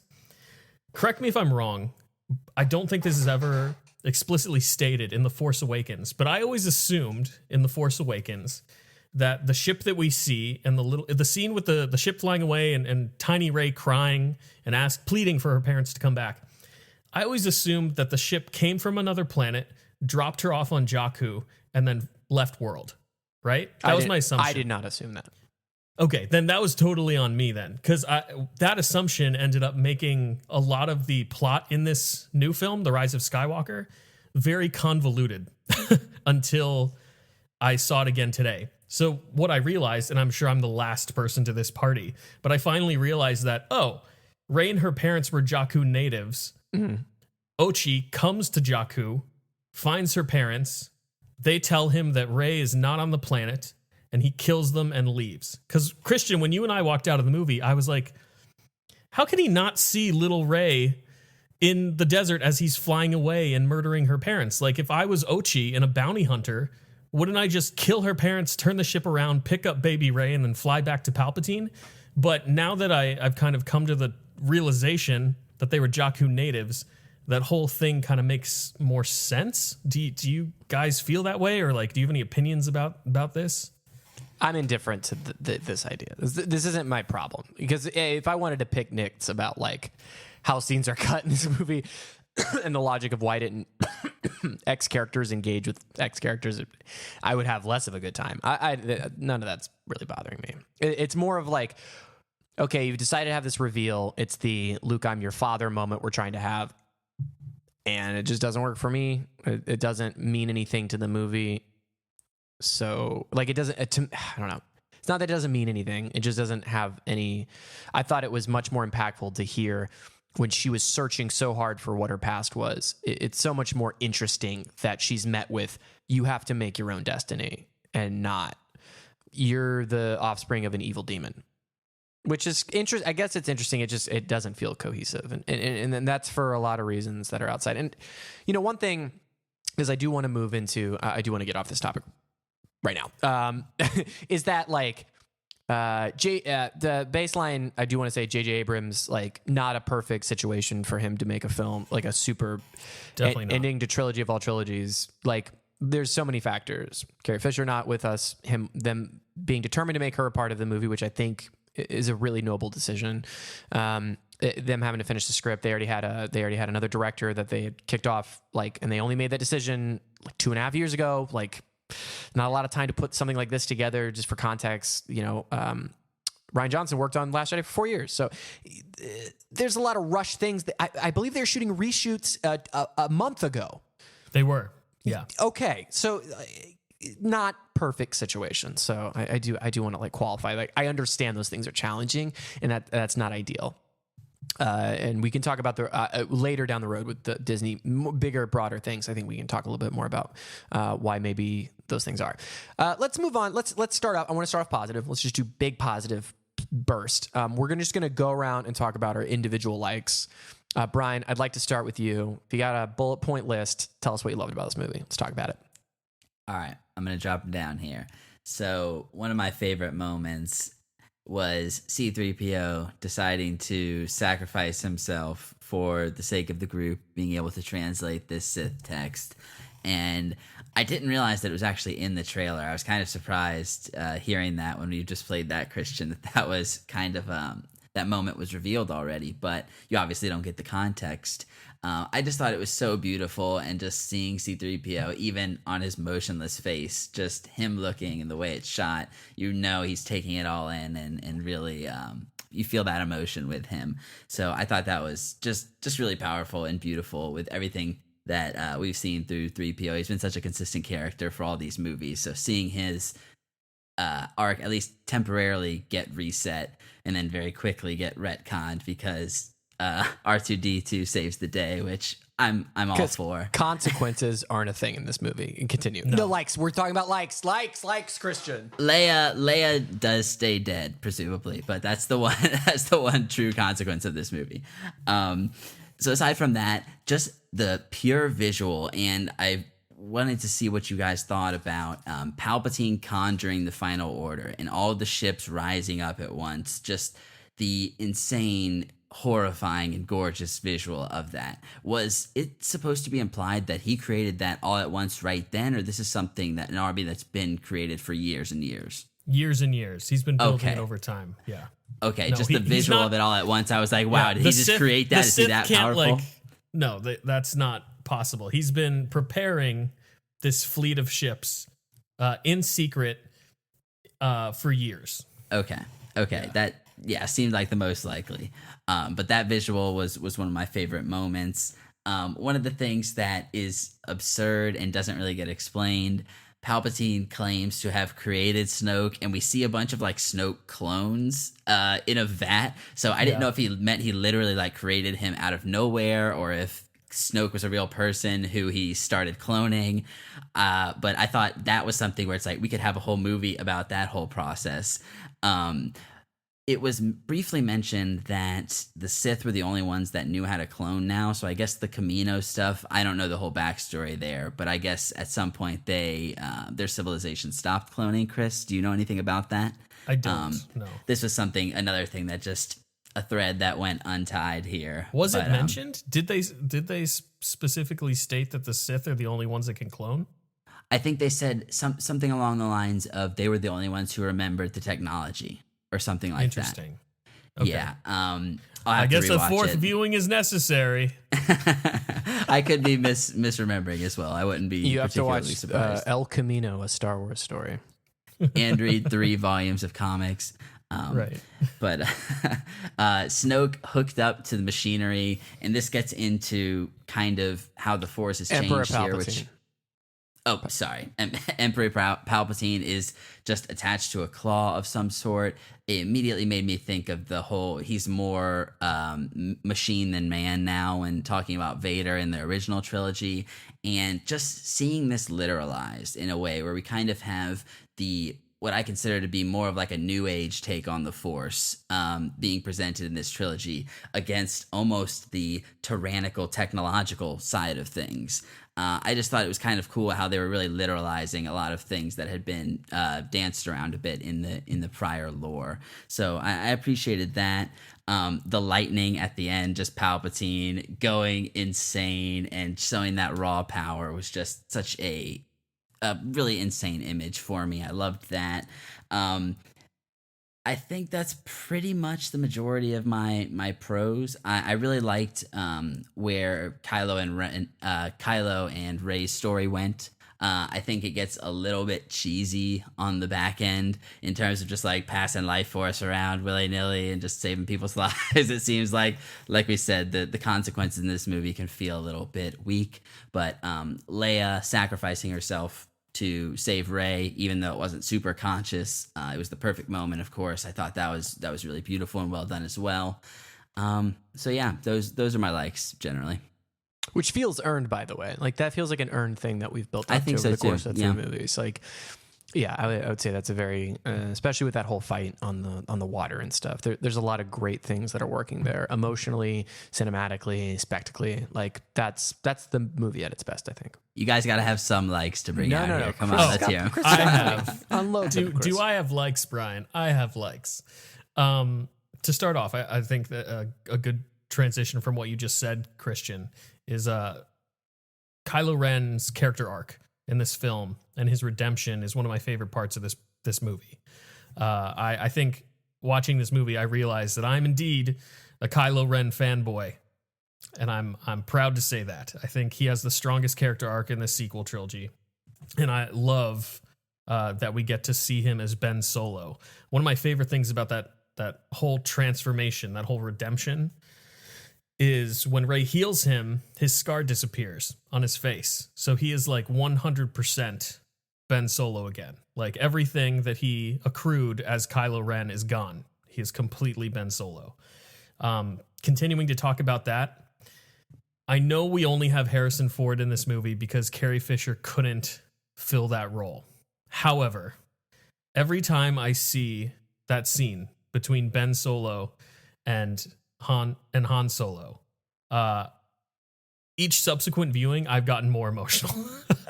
Oh man. Especially in the moment where they're toward the end of the conversation and Ben just says dad, and you can see this is where Adam Driver shines. He is such a good actor and he is so expressive on his face.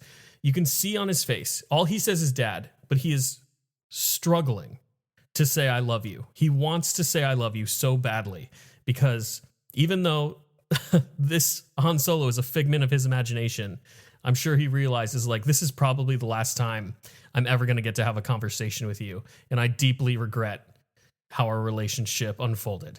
So he just says dad. You can see him struggle, and then Harrison Ford delivers the I know, and I break. I break because Han Solo only says I know to people who are saying I love you. And this is one of those moments where fan service really, really, really works for me. I feel like that's a fantastic emotional beat.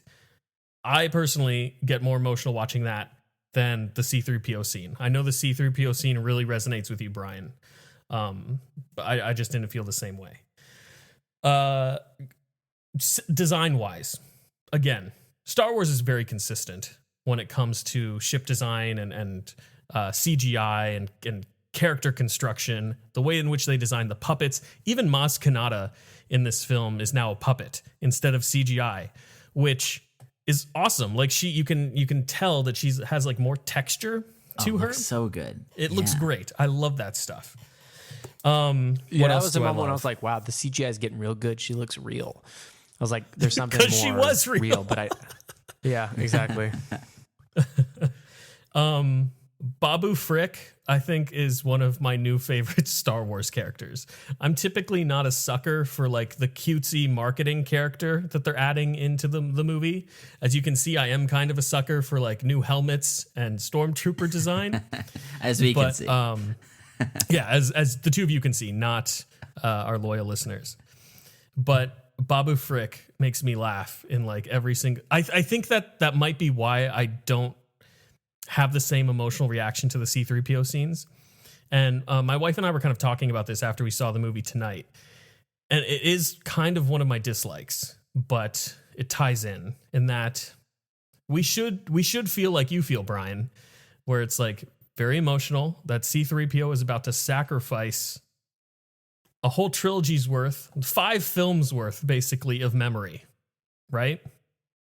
Like everything we've ever experienced with C-3PO in Star Wars since the original trilogy is about to be sacrificed. More than that, though, right? No, because his memory was wiped before the original trilogy. Right. Okay, gotcha. Right. So original trilogy through the sequel trilogy, everything we've experienced with him is about to be destroyed. And like essentially that means death for him. Like all of his experiences are gone. He's starting from scratch. But you have this tiny, hilarious alien character just cracking jokes as he's working on C-3PO. Even in the more emotional moments, Babu Frick cracks some jokes like immediately. And it makes me laugh and it just takes me out of the emotional beat. But I don't care. It's really funny. Like, whatever. To that point, I will say when 3PO says that Babu Frick is one of his oldest friends, I Oh, thought it that kills was me. so good. Yeah. Kills me. Because he is. Right at that Technically point. speaking, after the reset, he's his oldest It's friend. great. And Anthony Daniels delivers that so well as C-3PO. Like Of it course. feels genuine. Like he actually believes that Babu Frick is one of his oldest friends. It's so funny. What else do I really like? I like the way in which JJ expanded on what Rian Johnson set up in The Last Jedi with they give it a name in this movie, which they did not in The Last Jedi, but that whole idea of the Force dyad with Kylo and Rey being connected through the Force, being two parts of a whole. Force time. And how that'll... Right, and Force time. Yep, exactly.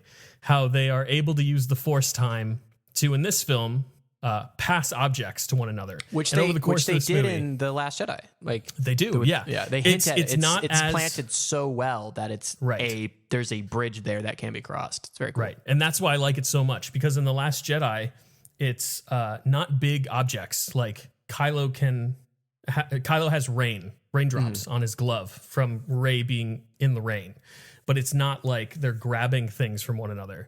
So I feel like the way this film builds upon that skill, it starts off small, where he grabs the necklace from her, and then as they're fighting on Kijimi and on the battleship, they're like slashing their lightsabers, and you're seeing debris from each individual place kind of like clash into the opposite place, which is so cool. And then it all builds to, in the climax of the film, Rey handing him a weapon, handing him a lightsaber so he can take down the Knights of Ren. I just feel like that was well constructed. One of the best parts of that screenplay. Anything else? What else do I like about this movie? I think that's it. I think that's all I really, that's all I like. I mean, that's a lot. I would say that's a lot. Yeah, let's get them out. All right, moving on but, into discs. yeah. I'm just kidding. I've got some likes. Let's lay them out. I'm with you, Brian. C3 is going to sound really... C3PO is one of the things that's working absolutely the most. He's super fun. He fits in this movie. That fun that I was feeling in the first hour. C3PO, I've never loved as a character. It's kind of that Luke moment I had in Last Jedi where it's like, I've never really loved Luke, and I know it's blasphemous to say, but like, he's never been my favorite character, and he suddenly was so amazing in that movie. 3PO's that way here. His comedic timing's on. The part where he was like, I can't believe they spoiled the trailer, and thank God I didn't see it because it would have ruined like where I got literally the most emotional. Is when he said, "This is the last time I'm going to look at my friends." It really did bring back the entire trilogy that we had in the original trilogy and all that, and what it meant and how he viewed those characters. Like, it was so great, and he's again funny and emotional, and like you said, the Babu Frick line made me laugh. Babu Frick's great too. I love all the I love the little character design. I like Space Burning Man. I like little weird shit like that we go through that builds on it. I think we leave that too far. Like that could have. And it's like the Canto Bight argument, which is like, we spent too long on Canto Bight. I'm like, I don't think we spent enough time in Burning Man.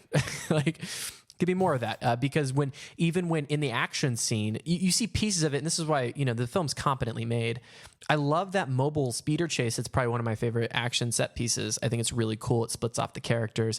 And there's a piece of that world that they use. They like pull one of the smoke bombs that they'd already alluded to. And it's like that little bit of like, oh yeah, it's such good screenwriting. And it's like, I could have spent half the movie in this place with developing these characters. And I think one of the only thing spoiled for me was the teaser trailer. That leads up to the moment with Kylo Ren and his TIE fighter coming at her in the showdown. That to me is the coolest like action beat. That is the coolest moment of them facing off, old school Western samurai style. Like, that's such a high point. Right. So I enjoy that entire scene. And I love the, and again, this is C-3PO working into that scene as well. When they find the knife, as I'll get into my thoughts on the knife, but C-3PO can't translate it. And that brings back to Star Wars lore. Like that, again, that's kind of fan servicey, right? Because it's like Sith language. The Republic prevented me from saying that. Oh my God. That like fits so good into everything we've seen. Like so smart, a good plot mechanic, like great. So I have a fire emoji in my notes. I think that's really cool. That says it all. Force dyad, or force time, as I call it, lightsaber duel. I think is so imaginative and really cool. And this is the first hour of the movie for me. I'm engaged in that, like that little, the whole thing going on in the spaceship and everything. And that confrontation is really cool. And again, it's like, oh, they're not just throwing away what happened before as I thought they would. It really does feel like continuation. Right. And I give JJ really good props for that. As crazy as a filmmaking idea to take cut footage of a character that has of an actress that has passed and stitch it and write dialogue around it and make it work, that's brave, and I commend them Unbelievable. for it. It works way better than it has any right to do. I think they did the best you can do with that, and so for that, my hat's off. And I think I really like all of Carrie Fisher's beats, and they make it work really well. And it's a tribute to her. They didn't try to do the CGI thing. Like it's all very, very good. I could have probably done with more of they flash back for a second to Leia and Luke young CGI'd, and I was like, this is cool. Like, that was unexpected. Yeah, I would watch more of that. And and then although it doesn't ever quite hit the visual storytelling that Rian Johnson did in what I think is the most beautiful Star Wars movie, where the art is reinforcing the vision and the characters and the story. It's never quite aligning on all, 4 of those points at once. But to your point, Brian, there's some amazing stuff happening on screen that looks beautiful. A lot of gorgeous things, a lot of cool stuff. Sometimes they're hitting 2 out of 3, 2 out of 4. Sometimes they're getting close. So I don't want to give it all the kudos, but I will say, like, there's some really, like, the Death Star wave fight is incredible looking. Like I said, the Force time fight is really cool. There's enough here that I can't say that I'm disappointed with some of the spectacle we got. So those are my likes. Pretty solid list. There's a lot I like about this movie. It is. Yeah. All right. I want to take a break. I got to pour me a stiff cocktail because we're going to get into dislikes when we come back. And then we're going to talk a little bit more about those other things, the storytelling.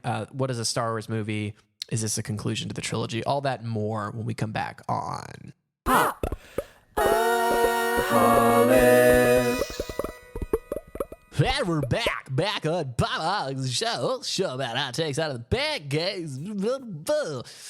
All right, now for the dislikes corner. If it's cool, I'm going to go Brian, me, and then Chris because I think I don't want to like anchor down the back end because I have some quabbles. So, but it's all we're just talking, guys. It's good. It's a good therapy session here. Brian, what are your quabbles? What are your dislikes about the movie? Okay, so some of these I feel 2 ways about. The Rey and Kylo Force struggle to eventually Rey having the lightning exploding the ship that we think Chewie is on. There's only so much tension you can build with people like straining their face and clenching their hands with this type of thing. We saw it in Dark Phoenix and it didn't work well there. I think it worked a little bit better here. But still JJ did kind that of too silly. in The Force Awakens, which we never talked about, which I always thought was like the funniest scenes to watch with like no sound whatsoever. Yeah. When it's just them like in their faces and their hands, they do that like in the interrogation scene in Force Awakens, but it's like the same thing, but they're like, oh, let's put a ship in the middle and see how it goes. But I will say it led to the Palpatine information better because she shoots lightning and you're like, oh, Exactly. lightning, interesting. So that I thought it was worth it for that, but still kind of silly. At the very end of this movie, the heavy-handed, I knew she was going to say Rey Skywalker and was just literally embodying SMH. Just so bad. I was like, just don't do that, please. I thought it was so cheesy and unnecessary, especially with all the hype that all of this is built up to. That's I think interesting. It was better. That's interesting you say that because, like, I was disappointed. Again, my expectations are not what they should do. But apparently I aligned with Jeff Kanata. Jeff Kanata thought the same thing from the Slash Filmcast, which is that Skywalker become the new moniker for Jedi, which is not what happened. They didn't go in that direction. But despite all that, I did not mind that last line. I mean, that left me with a somewhat, I was like, okay, like it was kind of her claiming her own destiny and kind of trying to have its cake and eat it too. So I didn't hate that as much. I thought like I didn't hate it. I just thought it was cheesy. Her being on Tatooine, she doesn't really doesn't really feel like her trilogy. You know, she has nothing to do with that fucking. She came from Jakku. Right. So I would say that was more egregious that she was there in that place. That it means something to Star Wars. Because of that, I knew exactly what was happening too. Yeah. So it was like 2 minutes before, it's like, okay, here we go. Especially since we'd gotten the scene earlier on Pisana where that little alien girl was like, please tell me your family name. And she's like, I don't have one. I'm just Rey. Right. Like, obviously this was going to happen. I was hoping do she have to said, I don't say- have a family name. And the little old lady said, okay, Rey Solo. Oh, no. And she just starts crying because God. she goes, Ben. So I have to say, Brian, I did align with you on my first viewing. It was kind of like a cringy eye roll sort of moment, even though I already knew the moment was coming. Because again, I had read the leaks prior to seeing the film. Even though I knew the moment was coming, it was still super cringy. Second viewing, it wasn't so bad. And today, with the third viewing, I didn't really mind it. My wife kind of brought it up to me as one of the things that she was like thinking about in the film. And like, it's her naming herself Skywalker is like an homage to the two people who she viewed as her surrogate parents, Leia and Luke. It also kind of ties back to that whole Force dyad idea. Like, the two have now literally become one, considering that Ben Solo has given his life force into Rey. So like, it's also in a way kind of honoring his memory as well. Like, the Skywalker literally lives within her, basically. She wishes. Oh, fuck Yeah, me. I'm sure. It's you know it's still a little cringy, but like, I can see what they were doing, and it's less heinous the more times I see it. Am I the first one to like defend a dislike? What is happening? I like it. I think it's fine. I think it's totally. I mean, for all how deep I was into the throughout the last third of this movie, that was like, I'm fine with that. That gave me a little kiss on the cheek as I left. I didn't mind it so much. Yeah, I did like her burying both lightsabers on Tatooine. I thought that was cool. I liked that too. I Yeah, didn't like how she made a I feel like she should have made her lightsaber. Like, again, going from The Last Jedi into this, it's like, why didn't she start off like that's like your trial as a Jedi. I don't. If, as a Star Wars nerd, you becoming your first thing you do that like commences you as a Jedi Padawan is make your lightsaber. I know this from KOTOR. It's like you make your lightsaber and you become a Jedi. You're a Jedi Padawan. I would argue, and again, god damn. And her lightsaber's broken at the last like. Yeah. Have I had a journey with this film over the last 4 days? Why isn't she a dual wielding lights? That would have pleased fans. She'd have been like good Darth Maul. You know, we get a hint at that, but like, I just don't know why she didn't make her. And this is my nerdy like Star Wars fan thing. This has nothing to do with the story. Right. This is a nerdy qualm. Is like, she should have had her own lightsaber at the beginning of this movie. I can argue that like, she had yet to build her own lightsaber because she had still not completed her own personal trial, which is overcoming that darkness within her and choosing her own path regardless of her lineage. Well, this is a fight I have, which is the second movie was her doing that, and we didn't have to give it a Star Wars name. We didn't have to say it was this. Literally, that whole sequence in Last Jedi is that journey, and it feels like they're just trying to rewrite that, and that's like the biggest. A lot of people are pointing out like, this is a fuck you to Last Jedi, and I didn't view it that way. This is the biggest like kind of take back, I'd say, is just trying to recreate what I think was already accomplished, but they didn't feel like satisfied it, which is, I feel like, and Rian Johnson said this, the second movie was her training. And it wasn't like traditional, and it's not like what we've seen from previous, but it's pretty close, and it aligns with her going through a learning period and diving into a dark place and facing, like, we already did that symbolically. And I just feel like this movie retreads that completely, where I would have been much more interested in kind of the Return of the Jedi take, which is just, you know, she built her own lightsaber. She's a Jedi now.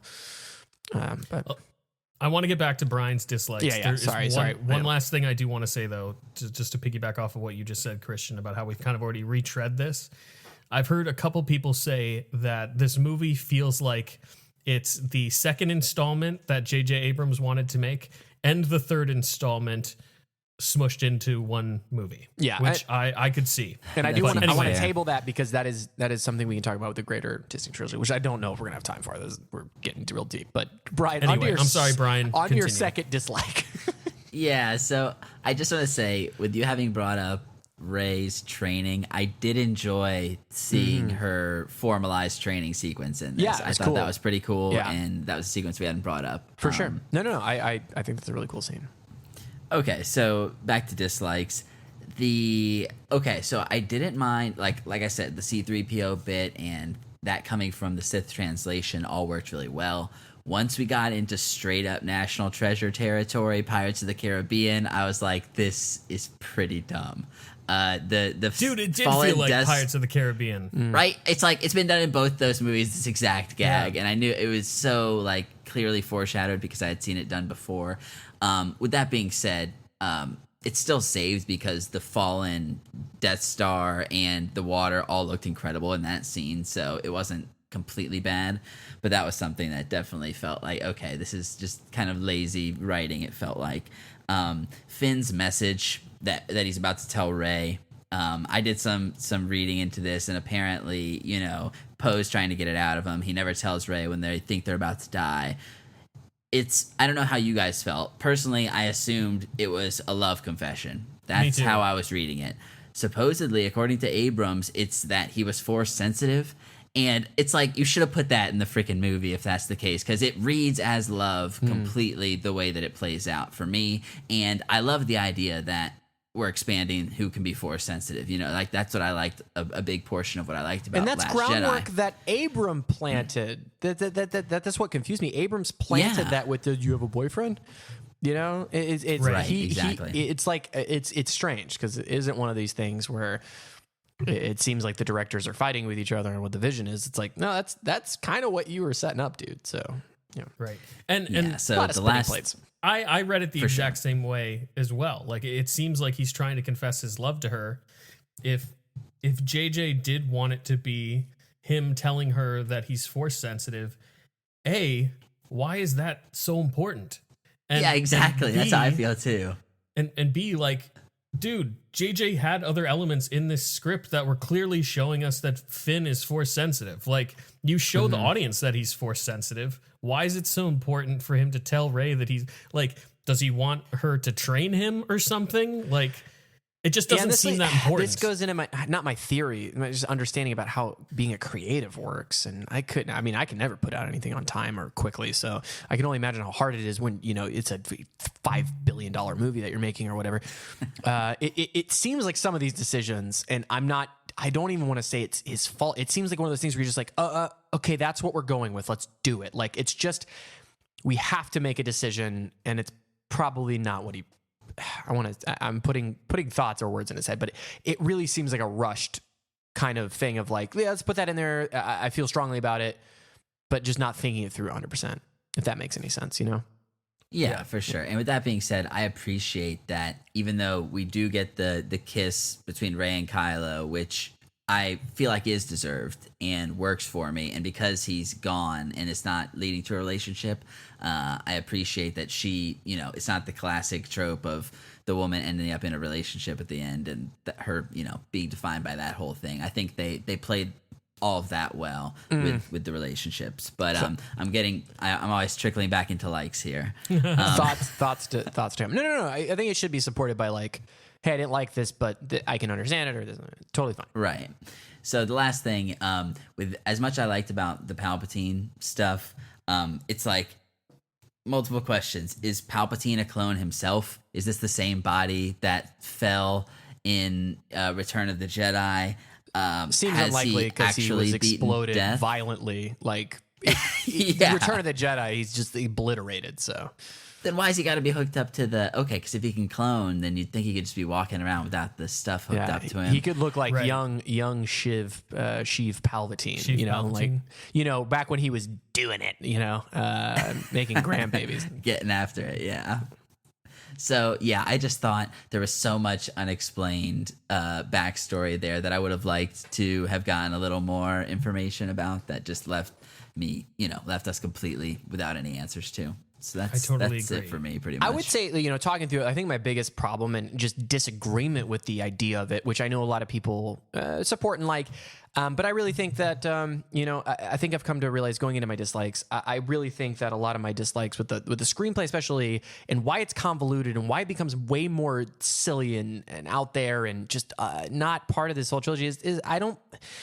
Like, at the beginning of this, I was like, I don't mind that Palpatine's coming back, but the more that I think about it, the more I think this movie would be 5,000 times better if the Emperor was not a part of this idea whatsoever. You uncomplicate the story structure. You make Kylo and Rey's protagonist and antagonist the main crux of the entire story, which is what we've kind of just been building up to throughout. You take out a lot of the ridiculous Death Star fetch quest bullshit that really is what's bogging down and complicating this. And you don't really, you can even still say that she's Palpatine's daughter and reveal that as something intriguing. I disagree, but I keep it in there, whatever. And that'd be fun Easter egg for fans and whatever you're doing.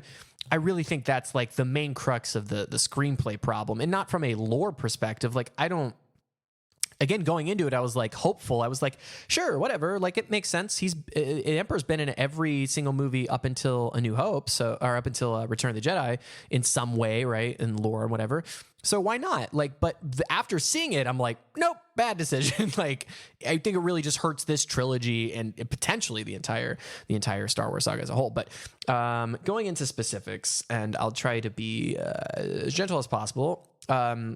Again, we talked about National Treasure fetch quest keys and all that as it keeps going and escalating, it's kind of like, do we need another thing? And I think the real just cradle top, because there's 5 MacGuffins in this movie, is when they're like, we got to go destroy a satellite dish on the bottom of the planet. It's like, it's just the Emperor raises Another his one? army Really? with so many questions about who's staffing all these Emperor Death Stars? How are they getting people to the planet?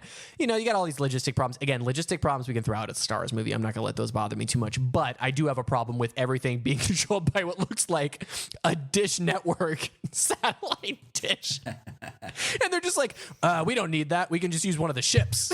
It's like, it seems like you thought of that.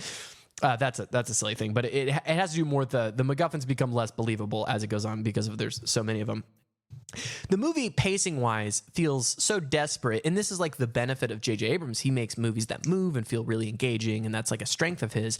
But it feels at a certain point for me desperate that it won't just let us sit and take a breath and be like, characters be like, well, hey, this just happened. Let's how has this changed us as people? There's virtually none of that, which goes into my problem of there's not really any character arcs other than Kylo's, which I was looking forward to the most, but in Rey's, but I feel like they have flaws, which I'll get to.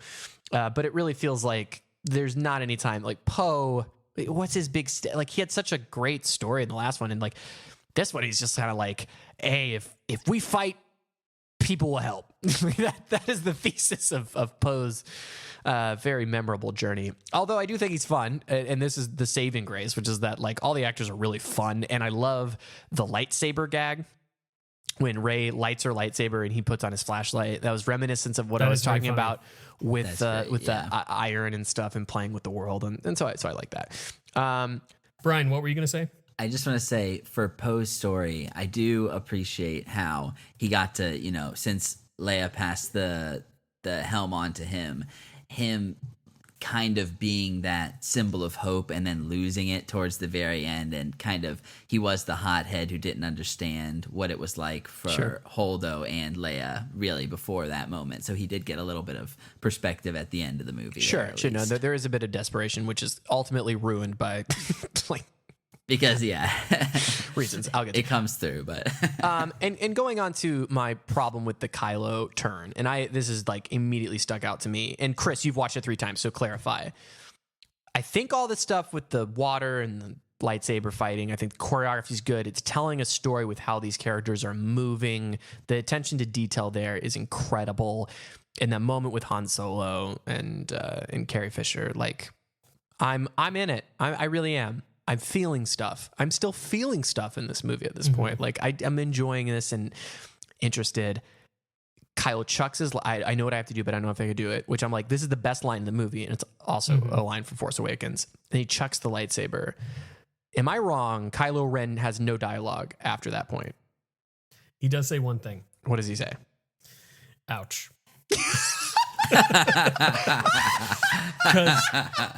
Because after we talked about that yesterday morning, I went into this viewing specifically looking and paying attention because I knew you were going to ask that question, and I was actually curious myself.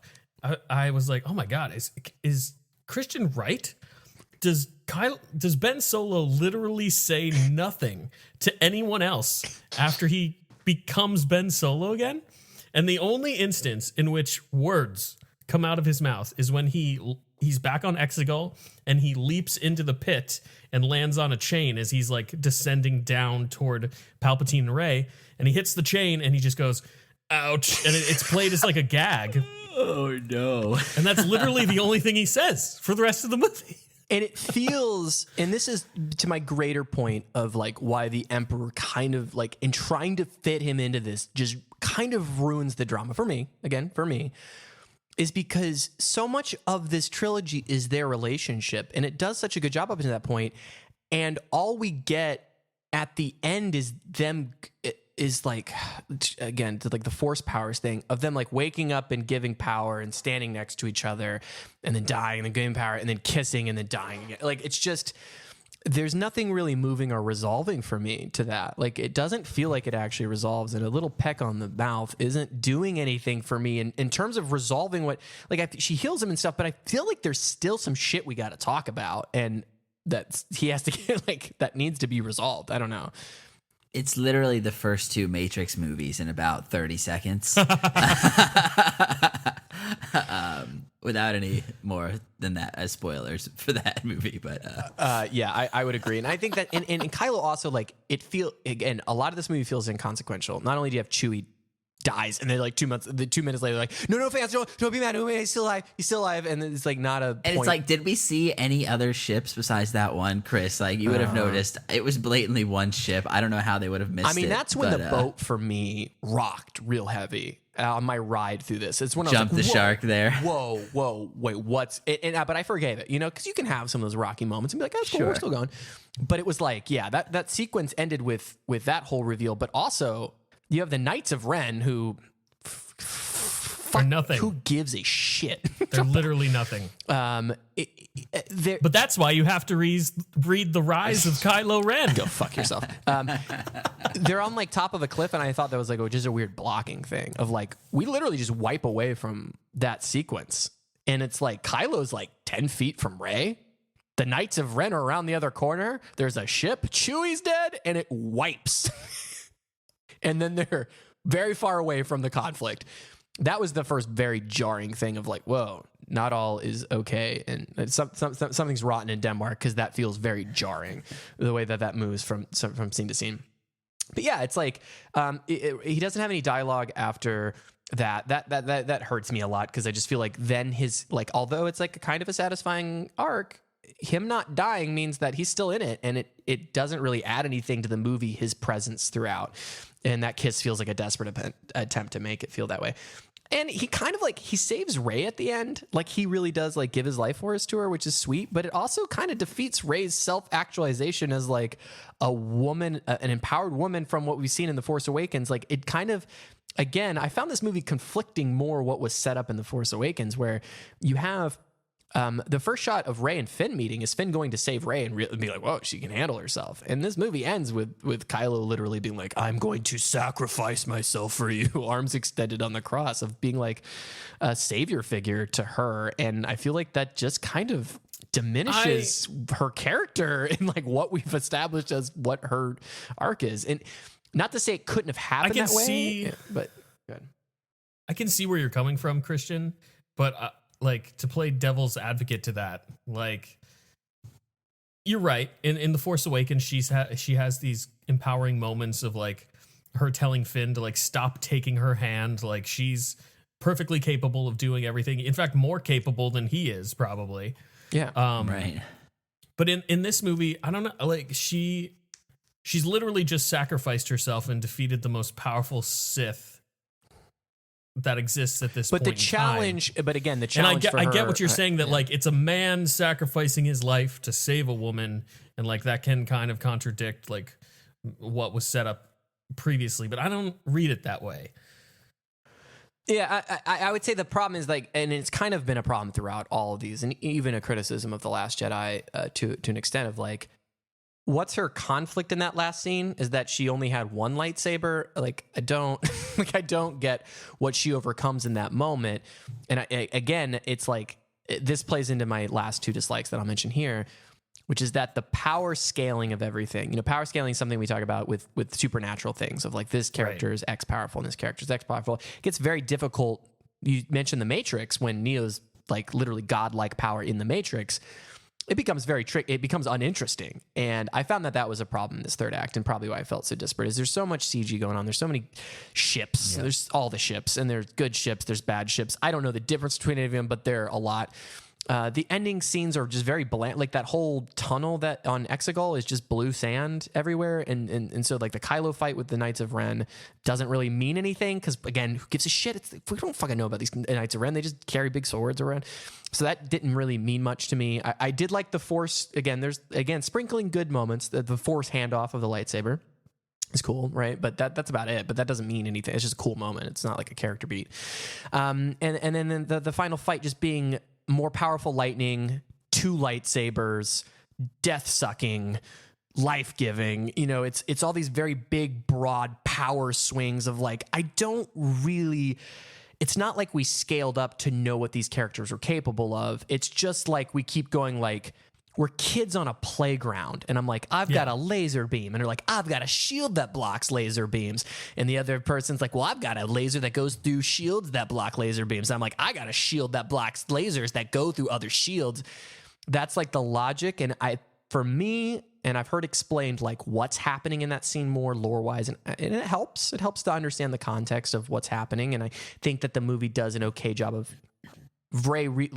summoning all of the Jedi and him saying, I'm all the Sith. So we got all the Jedi and all the Sith. It's all coming together, right?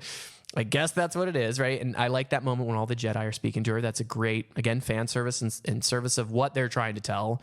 But I fundamentally disagree with how they're going about this power scaling, which just, I couldn't help but by the end of the movie feeling just so empty on the inside.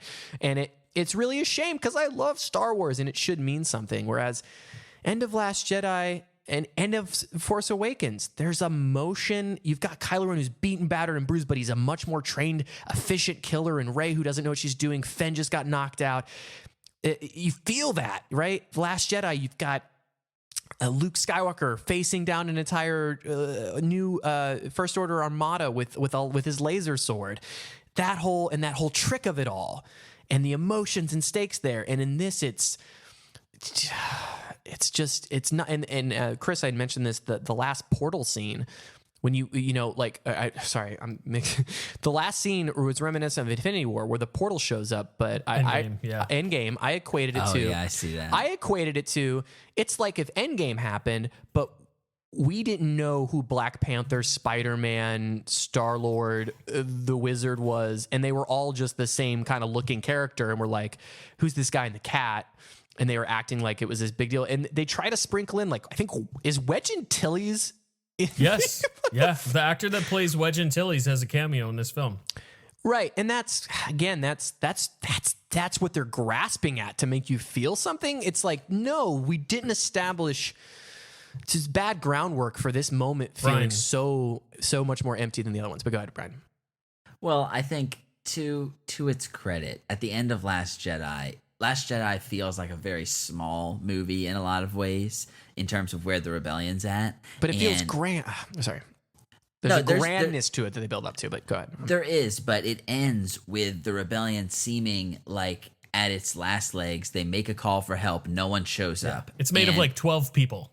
Exactly. And it seems extremely small and like, oh, the galaxy is just without hope at all. And in this one, at least we have that turn around and see that the hope has been there and people are still in support of this rebellion. But again, like I think it takes just either, making the movie longer or scrapping the Palpatine thing and having like even just the modicum of a meeting of all like the like people that represent each part of what was the Republic that is falling apart right now. The Republic's in shambles, right? Yeah. Even just having a couple scenes where it's like, listen, we can't join you. This is what's going to happen. They've already invaded. They've got Star Destroyers everywhere. We're doomed. Just give me some stakes and some dread for it. Doesn't have to be the prequels where it's like the Senate, right? It doesn't have to be that, but give me some context for these people, not like desperation that no, they've abandoned them, but it's like it's faceless. And again, that's a problem in The Force Awakens. That's a problem in Last Jedi that they didn't build up to that. It's just, again, lack of kind of planning, but it's like, again, with all that going on and the emotional core being what it is, I would have, God, man, I was like, I wish it was smaller. I really do. It felt like the ending of Pirate. This was my biggest nightmare. It felt like the ending of Pirates 3. If you don't remember it, it's because it's not memorable, but it's like where Jack Sparrow is fighting the squid monster in the middle of the two pirate ships that are spinning in a hurricane, right? It's like the most craziest badass pirate thing you can think of, but it ultimately doesn't mean anything because it didn't earn any of that. And unfortunately, that's what I felt. And that being the climax of this trilogy and apparently the saga, I can only be disappointed by that not impacting me personally. But so again, I've talked to plenty of people who thought that they were on this ride the whole time. Yeah. And so I'm just speaking from my perspective of how I was feeling, wanting to have a good time throughout it. So, but that'll be it for my dislikes. Chris, give us your dislikes. I mean, you guys have covered most of what I think the problems are with this particular movie. And as I've said, every single time I watch this, I don't know if it's just like I care less. Like pardon my French, but like maybe I just don't give a fuck anymore about like how this movie's constructed. I've lost all hope. And you just want to have fun. And like, you're like, I just want to have fun with it. Yeah. It's like one of the things. One of the things that I said to you when we walked out of the Saturday's viewing was like, as we were watching it, because last week when we were talking about what we hope to get out of The Rise of Skywalker, I was like, I don't care what the plot is. And granted, at this point, I also already knew what the leaks were. I just wanted cohesion. Like, I just wanted this trilogy to feel like a cohesive fucking trilogy. And this movie... you have to really stretch what these three films have given you to say that this film is a cohesive, or this trilogy is a cohesive trilogy. And when we were watching on Saturday, I was just like, you know what? Star Wars is full of this bullshit. Like, we have incest. Because George Lucas didn't realize Leia was going to be Luke Skywalker's sister. We don't have incest. It's not incest, but they kiss. They kiss not once but twice in the original trilogy. That just means they're kissing cousins. They're not kissing. They're kissing siblings. But what I'm saying, like what that points to, and there's a ton of stuff like that. Like this is just Star Wars. Like Star Wars has never been like ultra cohesive. This is going to sound crazy, but I would say the most cohesive thing that Star Wars has ever given us is the prequel trilogy, because George Lucas directed all three of them and he had a game plan from point A to point B.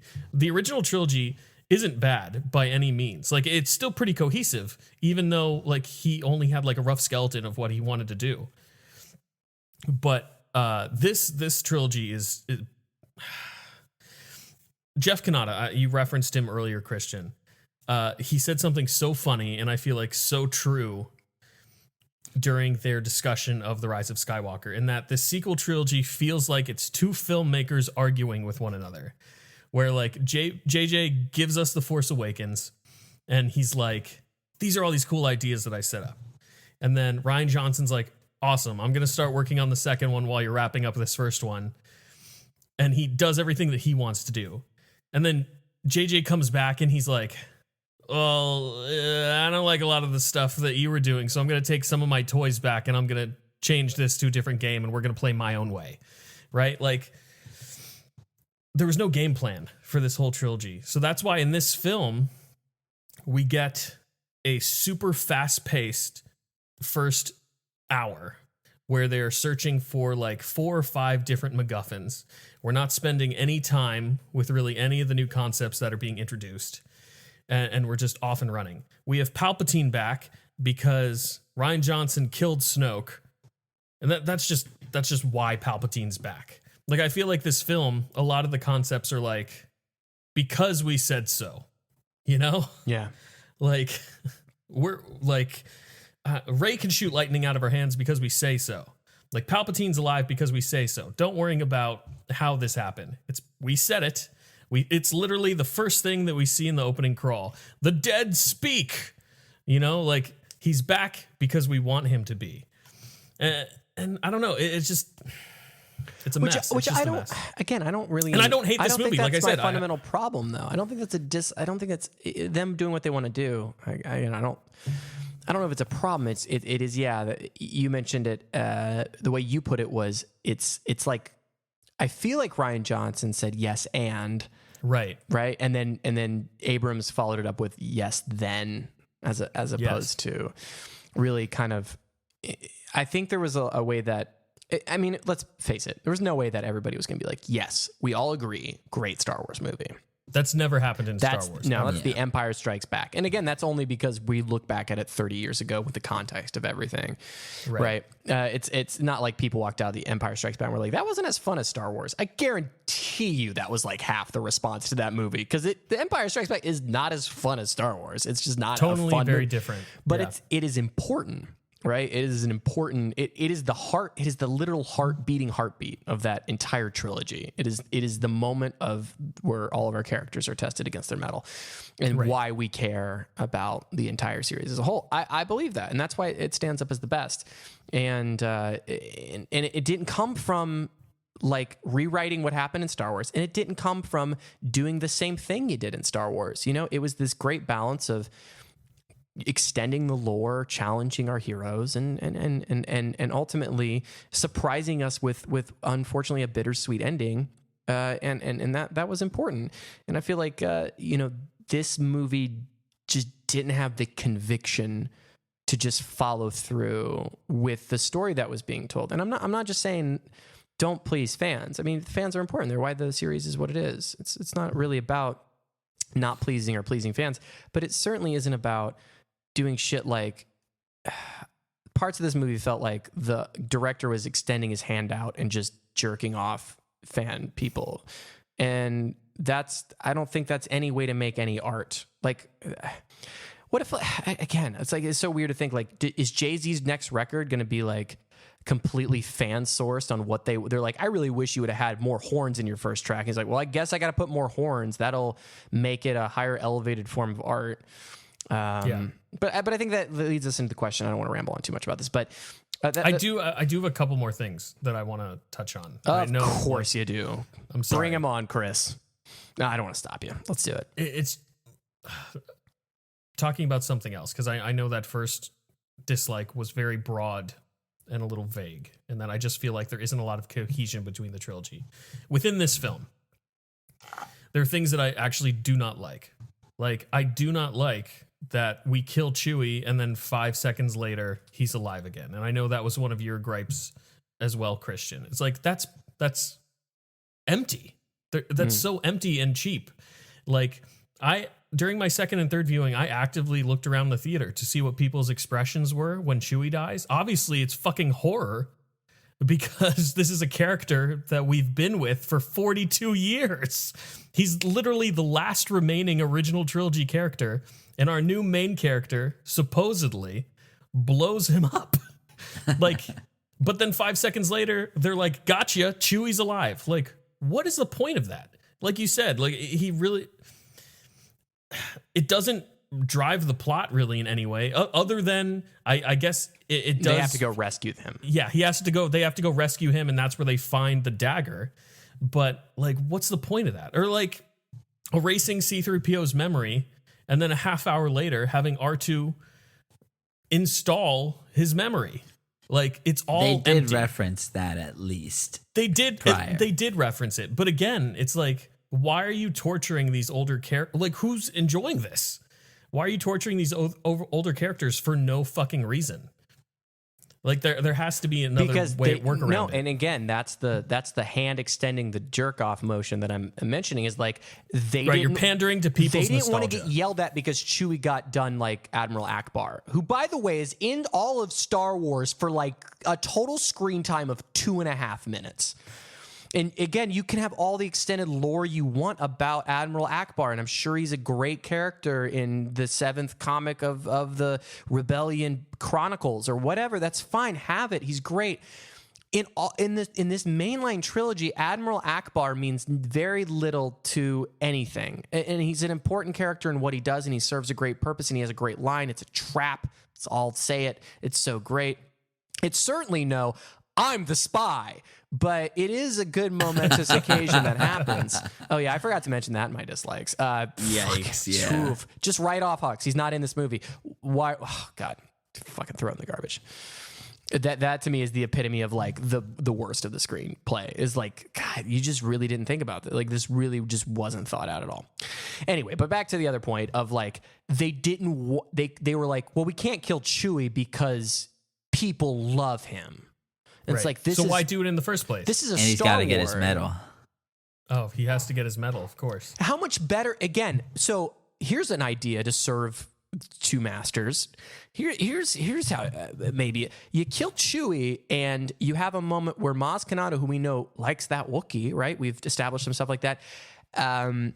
She looks at the medal and has a conversation with a character who knew Chewie and is like, you know, he really should have gotten one of these. Like you then tug at the heartstrings of that character, what it meant to us, and you kind of are giving like. But they didn't have the balls. They didn't want to do that. They didn't want to piss off fans. Like, wow, we can't believe you just killed off a character that's been around for 60 years. It's like, well, he's only been around really for like 100 years in this universe of like what the story we've been telling. Like, he's important, but like it's a Star War. Not every like literally no one died. Hux dies, and Kylo dies like 6 times, and the Emperor dies. That's the loss we deal with. Mixed feelings. Well, that moves along into God, we're going along real bit. I think let's have some time to rest and save our big trilogy talks for another time, maybe another bonus ep, because we are going late. We are putting this out before we are putting this out on Christmas Day. Merry Christmas, everybody. Hope that we haven't dragged down your Star Wars boner too much. But you know, the big consensus among fans, and I really desperately tried to get people to elaborate on this, and Patrick Willem actually posted a really great thing on his Twitter and has been asking this question since the Last Jedi controversy of like, what makes a good Star Wars film? Like, people who like this movie who didn't like Last Jedi are telling everybody it was more Star Wars-y. And I wanted to break that down. What are you guys' thoughts on this sentiment? Why is this film more Star Wars-y than something like The Last Jedi? It's real. That's a hard question to answer because of. But it's such an easy thing to say, which is because of the what's first so intriguing about it.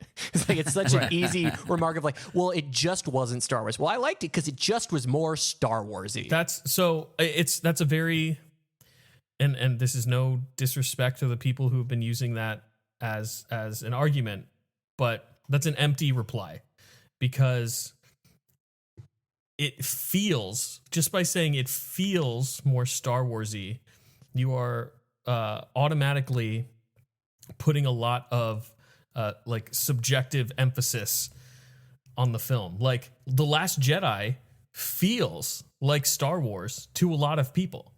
The Rise of Skywalker feels like Star Wars to a lot of people. It just depends on what each individual Star Wars fans, and I want to make sure everyone understands that whether you prefer The Last Jedi or The Rise of Skywalker, you are indeed a Star Wars fan regardless.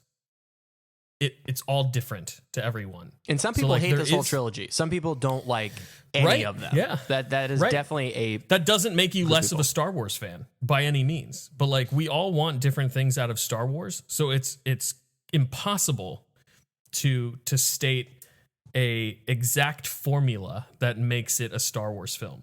Why do I think people feel like this is more of a Star Wars film over The Last Jedi? And a lot of those people are the people that did not like The Last Jedi. Well, I would assume that it has more callbacks to other Star Wars films.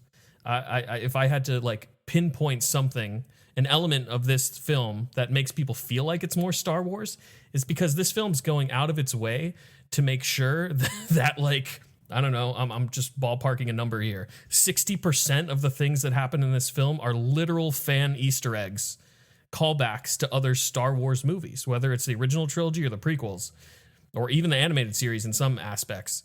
But like, maybe that's what people are latching onto. Like, it feels like Star Wars because it's literally 60% made of things that have already happened in Star Wars.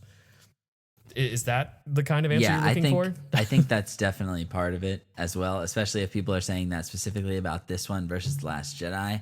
I think this one, just like Force Awakens, kind of goes overboard on Easter eggs. Like, by the time we get Lando, a character that I love, saying, I've got a bad feeling about this, I'm like, I feel like I've heard this a million times already in this sequel trilogy, and it almost feels tired at that point, unfortunately. Something that should feel like, oh, this is a callback.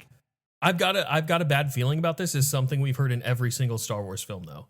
Like, every single one. Prequel trilogy, original trilogy, sequel trilogy, Rogue One. Solo does something interesting. Okay, Solo enough. does something interesting where instead of saying I have a bad feeling about this, Han Solo in that film goes, I've got a good feeling about this. Being completely wrong. But like, that's a staple of a Star Wars movie. That's an Easter egg that you have to put somewhere in a Star Wars script. All right, I'll retract that. And I'm sorry if I sound if I sound kind of angry right now. I don't mean to sound angry. I hope I'm not coming off as too aggressive. No, and I didn't realize it was in I'm everyone. groaning because it's like saying it wasn't a it. Radiohead concert because they didn't play Creep, and it's like they haven't played Creep since 2002. It's like, Yeah, that's true, too. and then I that being a contention for why it's not a Star Wars movie because they didn't have a Wilhelm scream or they didn't have this like staple. I understand. It's like, man, like I really enjoy seeing that, but like that movie blew because no character said bleep blop bloop blop, and they've said bleep blop bloop. That's the way we've been doing it here since 1976. It's like, I think you're blowing the importance of that line out of proportion. I'm just saying that, like, I don't think I am. I have actively had a Star Wars fan tell me they Last Jedi disrespected Star Wars by not including it. I swear to God, somewhere in the Last Jedi, they must say BB-8 says it in BB-8 language. Oh, he does. You're right. He does say it. Which is fun. Yeah. It's like it's a fun turn on it where you don't have to be like, well, this I don't really have a place for this, but I do, and I just don't want to like. I don't know. We can get bogged down. Like, I don't want to make this Last Jedi defend conversation or whatever. I think that's fun and interesting. Anyway, continue. So, just another thing I think about why people could be saying this is more Star Wars, and something that I appreciate about it, with kind of how focused on individual characters the first couple of movies had been. I think this movie tries to at least get mythic in a way that the first two kind of had stepped away from, like we talked about last week a little bit. Mm-hmm. The whole idea of Rey being able to communicate with all the Jedis of the past, and Palpatine potentially being all of the voices Kylo had heard, which is something that just is mentioned once, and then we don't really get anything after that. But just this whole idea of these two growing forces who are in this kind of semi-eternal struggle, I think it kind of sucks to me that it is literally two family lines at the end of the day. That's the entirety of the galaxy's battles. It seems a little bit silly, but I do appreciate how it's bringing the mythic stuff back into it in some regard. And you're right. That is like quintessentially Star Wars. The mythic aspect, not necessarily what's representing the mythic aspect in this film, but like that mystical space fantasy, basically. So like what okay, so speaking personally, and this may be why I'm having like conflict in my soul, and why I've been having conflict for the last like 3 years as we've been going through all this.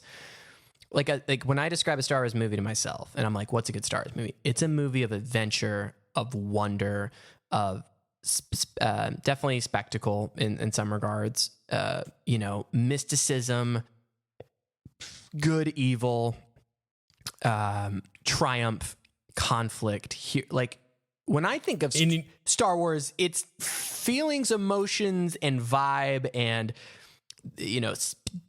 like it's like ethereal.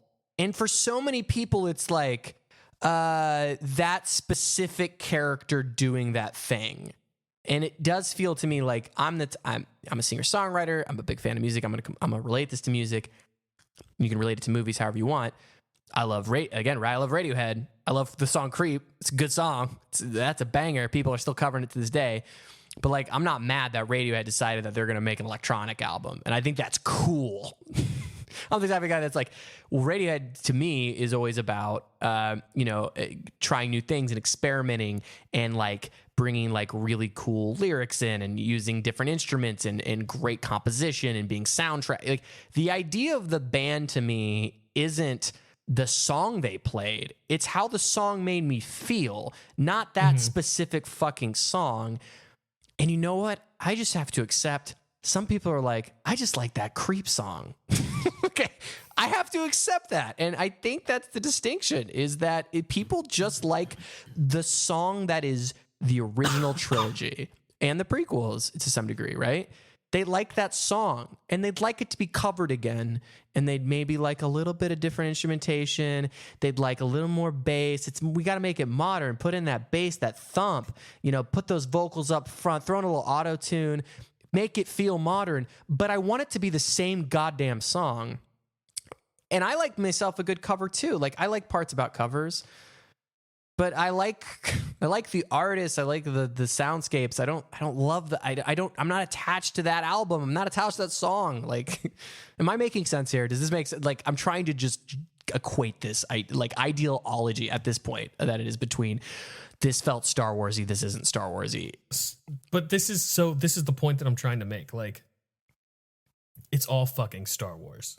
All of it is. Because like what you're saying is like quote unquote Star Wars fans. And at this point in my life, I absolutely hate using that term, Star Wars fans. Like, it actually triggers me because we're the 10,000th podcast today on Christmas that'll go out about this movie. Yeah. We all like Star Wars. Like, I don't like that term anymore because people use it to like quantify how much they love Star Wars. And like, it seems like people are using it to say like, I'm a bigger Star Wars fan than you because you didn't like XYZ and I did like XYZ. And it goes back and forth. It goes both ways. Right. Like, people who love The Last Jedi, like I said, are Star Wars fans. People who love Rise of Skywalker are Star Wars fans. It's the same. So you saying that like, oh, these people really like covers and they just want to hear the same song again, but a little different. Star Wars fans have been wanting that since the prequels. And then we got The Force Awakens, and people were like, this is too similar to A New Hope, and they complained. And then we got something totally different from anything we've ever seen with The Last Jedi, and people were like, this is too different, and they complained. Like, and now we're all just complaining about The Rise of Skywalker for different reasons as well. So you're never going, there's no set formula. It's literally just the way it hits each individual sitting in that theater. Right. Like, however they feel about Star Wars. The point of our conversation, though, is it is affecting art. I mean, you can look at like the Sonic the Hedgehog thing. Like, we're getting to a world in which these big things are actually being shaped. Like, do you think if Last Jedi was received with like, hey, it was, instead of you ruined Star Wars, you ruined it with, I didn't like it. You ruined Star Wars. Cancel Rian Johnson. Those are two very different sentiments. Those are two very different sentiments. Do you think that this movie would be... I think this movie actively probably suffers because of the reaction. I agree. And I'm like, again, I'm not angry. It is art and it's whatever. What I want to encourage is, like, if this movie would have been like crazy and weird and I didn't like it, I just wouldn't like it, right? I don't know. It's like that sentiment thing. And that's why, like, to culminate my views on all of it, it's that I'm so glad that the Skywalker saga is over, and I'm curious to see if they can even try something different. Because I feel like if they're like, okay, this takes place 1,000 years in the future or the past, in the Republic of Zendor, and there's still Force and lightsabers and laser beams, right? Those are the materialistic things that are Star Warsy. If it's just other characters having adventures, it's like, well, that's not Star Warsy enough because it doesn't have Chewbacca in it. Like, I'm so curious. We already have something that is, I feel, different and successful, and that is The Mandalorian. A conversation that I was having with Danny, the other day, obviously friend of the podcast, is has Star Wars evolved past the cinematic formula? Can we no longer make good Star Wars movies?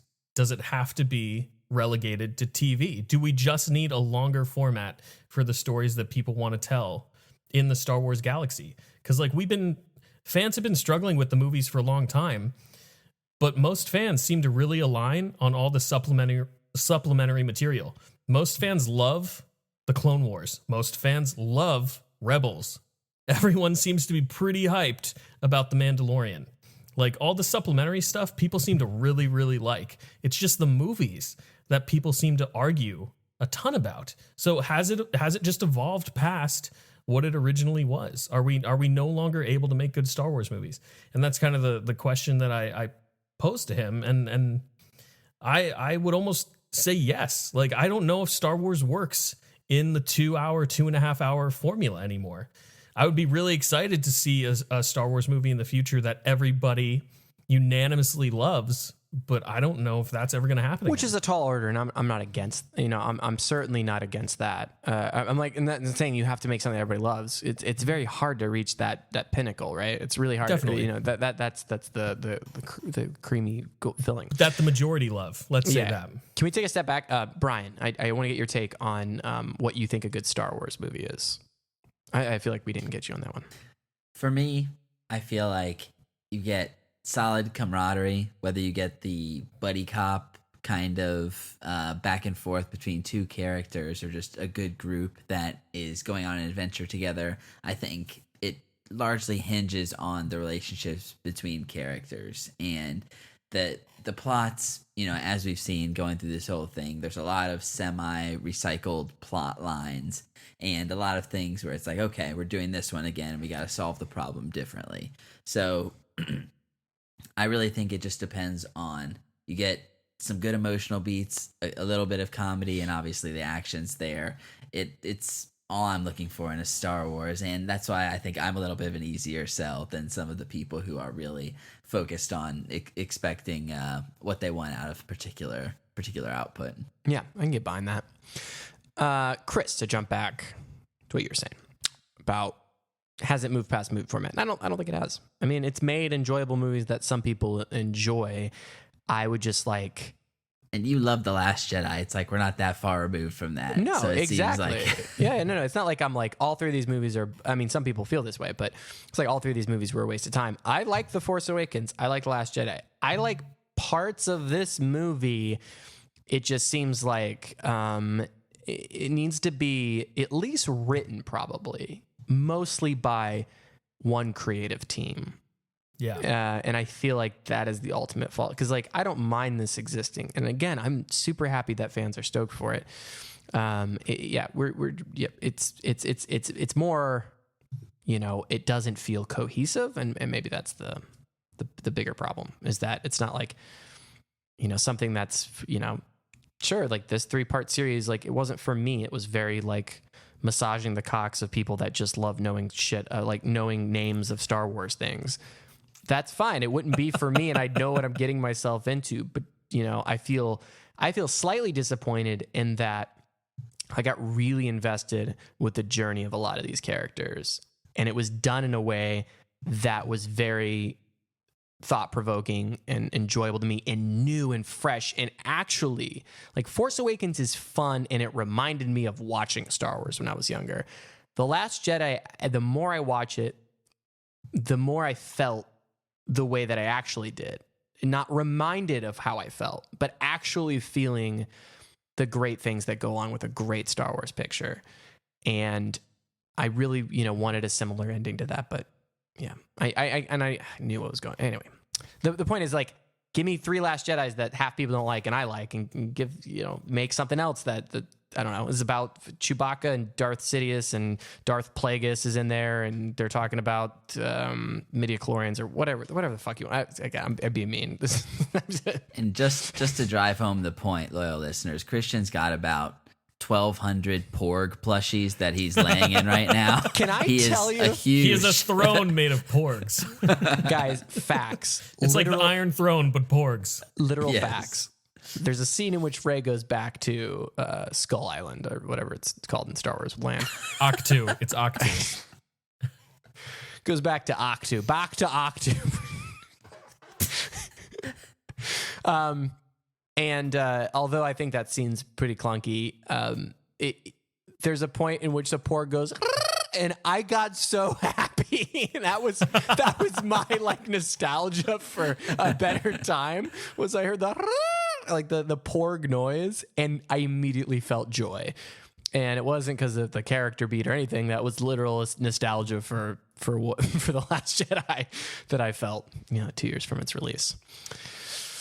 So yeah, guys, we've gone super long, and I feel like I've become meaner and more bitter as we've gone along. I feel like I have too throughout the course of this podcast. So Merry Christmas, everybody. First off, I'm sorry if Christian and I got a little heated. If it's Star Wars, what do you fucking expect? Anyway, as I said, like, this movie for me has actually gotten much better the more viewings. The more I've given up on criticizing it and just being like, Star Wars, like, whatever. So are we still going to give these a letter grade? Yeah, sure. I think it's good. Okay. All right, Brian, give us your letter grade. Okay, we're doing pluses and minuses or no? Yeah. Yes. Yeah. All right. Great. I'm gonna go B+ for this one. I think, and this may change over time. Obviously, I'm gonna see this again. I'm sure many times, and we'll see. But at this point, I thought it was more than serviceable. Gave me some things that were emotionally hitting deeply. All in all, all 9 movies show us, or are trying to show us, outside of the mythical elements, which I love, but also that in this extremely cut and dry presentation of good and evil, people can change. And pretty much none of the characters, both Kylo and Vader, who are seemingly so far gone that they can never return, can find their humanity again and make the right decision at the end of the day. And once you find that humanity, ouch. Yeah, I mean, it's the only words that will come out of your mouth. It's all going to come back on you. But if you can at least, make the right choice at the end of the day, I think there's a really positive message to be learned from that. So, B+ for me for Rise of Skywalker. B+, strong words. I'm going with I don't need to say any of my reasons anymore. I'm going with a C+. Give it a C+.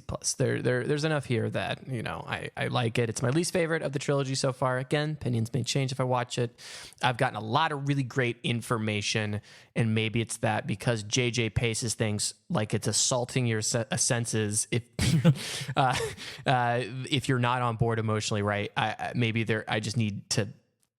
I'm just like not as good of a Fortnite player as I should be, and I'm just not able to keep up with the flashing screens. They did have an epilepsy notice, like several, like on paper when we went in there, and I think it's because this movie is just assaulting you with scene changes and lights and stuff, and maybe it's that my brain isn't able to process the image fast enough, and there's all my complaints will be fixed if I watch it in slow and like half time speed. So you just reminded me, and before I give my letter grade, I have to mention this because you said Fortnite. So funny. The dead speak. The actual speech that Palpatine delivers to the galaxy was shown to people in an exclusive Fortnite event. So like something that definitely should have been in the movie was given to everyone playing Fortnite. And if that doesn't like speak to how this movie was crowdsourced, I like the people that this movie was like trying to reach, I don't know what does. Disney's like, where are the kids at today? Yeah, where are the kids Let's go at? there. Oh, they're all playing Fortnite. Okay. Let's start the movie in Fortnite. Yeah. Anyway, God, I sound really, really down on this movie, and that's absolutely not the case. This letter grade I'm now happy. is going to sound... I'm enjoying everything that has happened. Before you give your letter grade, I have to say, take this into account. The semi-retconning of Luke catching the saber and being like, that's no way to treat this weapon, or something like that. Was a callback to Last Jedi, right? 100%. It was a callback, but I 100%. didn't. You know, I will be the first to say that I think actually most of the problems of this are things that happened in Force Awakens, and I don't feel like, although the style feels like conflict with Last Jedi, it really is a style thing more than. I don't think. I told Chris immediately after. I was like, no, that it seemed like that would have been something he would have said. I had a more problem with the fact that the ghost caught something. So far we haven't established that Ghost can physically imagine things. I mean, Yoda calls lightning, but that's more of like a summoning of power. I thought they weren't corporeal. This implies that the ghosts are corporeal, which is just kind of a lore problem of like, that was really what drew me out. The sentiment, I totally feel like that was funny and called back to the movie in a way that supports that. Some people might view it as like, fuck Last Jedi, right? You don't throw lightsabers, right, Chris? On the first viewing, I rolled my eyes at that moment. But really, I thought it was only because it did seem like a literal like fuck that movie, you know. But the more I thought about it, especially after rewatching The Force Awakens, The Last Jedi, and then finally seeing this in theaters all back to back, Luke's arc. There is an arc there. There absolutely is an arc there. By the end of The Last Jedi, he is different than he is at the beginning of The Last Jedi. Yeah. He's made a 180 on how he feels about things. What a terrible way to make a movie.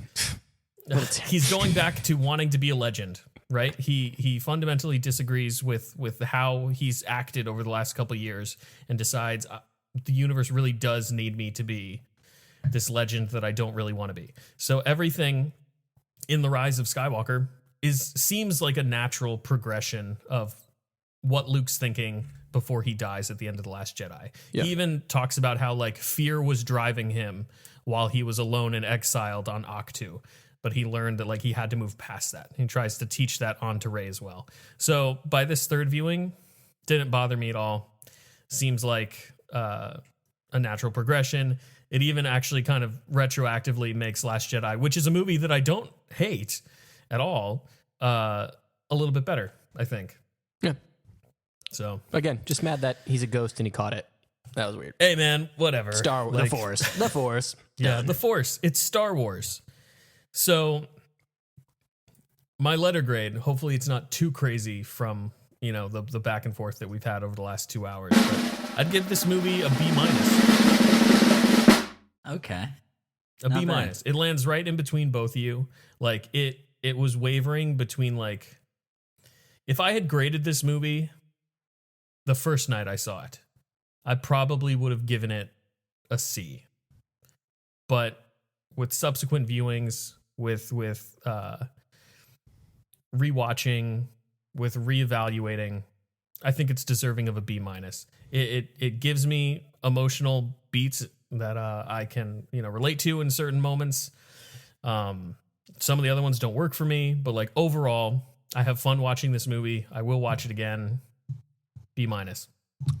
Yeah, I think ultimately, like I know I had a lot of dislikes and like all the things I was saying, and I think my like problems are mostly from like execution and the whole like concept of how you would end this, and J.J. Abrams biting off quite a bit. And like I said, I don't think there's any way that he would have ever satisfied everybody.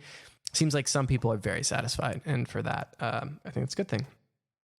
I do want to quote here something that a friend of the show, Jared Concepcion, had messaged me when I asked for his thoughts. Me and him had a lot of back and forth about The Last Jedi, and I asked him to share some stuff for the podcast because I enjoy his point of view, and he pointed this out in a very interesting way, and I thought it was very well put. So if you guys will humor me. Well, congratulations, everybody. I can't help but think we did this to ourselves. If there's anything to not like about this movie, it's because they are trying to please almost everyone. No real consensus can be met because there's a little bit of something in it for everyone to like, which means there's a little bit of something for everyone to dislike as well. The reason I like this movie, yet still felt confused by why I liked it, is because technically it's a well-crafted movie. But narratively, it demands so much suspension of disbelief that I found myself with more eye rolls than all of the prequels put together. It's by no means a bad movie, it's just not a good one. It's the greatest sin that it is passable. The missionary position of a passionless relationship. This movie is going through with the motions with self-righteous sense of urgency in an attempt to keep you from stopping to think too long about anything. but it's still sex. It will pander to all sides of the Star Wars fan base like a toothless guidance counselor trying to mediate a case of cyberbullying. At least it's over. It felt like this sequel trilogy is like when your mom and your dad get divorced and your The Force Awakens mom is like, no, honey, things will barely change. But then your Last Jedi dad gets a studio apartment and a pot dealer and proceeds to tell you how life is really made up of bullshit, man. You got to make your own path. But they both have to not embarrass you at your college graduation because everybody will be watching Rise of Skywalker. Either way, you just kind of want to move on. I like this movie, just didn't love it. And that's not a stellar review for a movie that's supposed to close out a main saga. It wins because it ends. Final verdict, C-. P.S. I can't help but wonder what movie we might have received if they focused on building the story from The Last Jedi to an ending instead of trying to apologize, backtrack, retread past movies in an attempt to bring all fans together again. A sweaty little movie. Yeah. I think that sums it up really well. I do too. That encapsulated a lot of my frustration with just the conflicting nature of the trilogy, and I believe we'll talk about this more in the future of kind of it as a whole and what we want. And I couldn't help but agree. Like I'm looking towards the future, and I think that's why I like The Last Jedi is because it felt like they were just like ready to just move on and deliver new experiences, and it felt like this was trying to make up for that in some way. And I really am excited for a lot of the different projects. Like you said, Chris, there's a lot of stuff in streaming that is being planned, right? The Mandalorian's getting pretty good reviews. I like it just fine. I don't know if it's quite moved on. I mean, it literally stars substitute Boba Fett with little baby Yoda. I mean, it's still very like a quote unquote Star Wars. And where I'm ready for, one of my favorite extended universe things. And again, I have not dug too deeply into all this, is KOTOR, Knights of the Old Republic. It's a BioWare game, and it has to do with very little. I mean, there's Sith and Jedi. That's it. And lightsabers. And it tells a really compelling story that has no baby Yodas or Boba Fett's, right? So I want more stuff like that. And I just want to be swept away and to be thinking about what's next, doing the fun stuff, but not having to adhere to some sort of biblical canon to proceed. But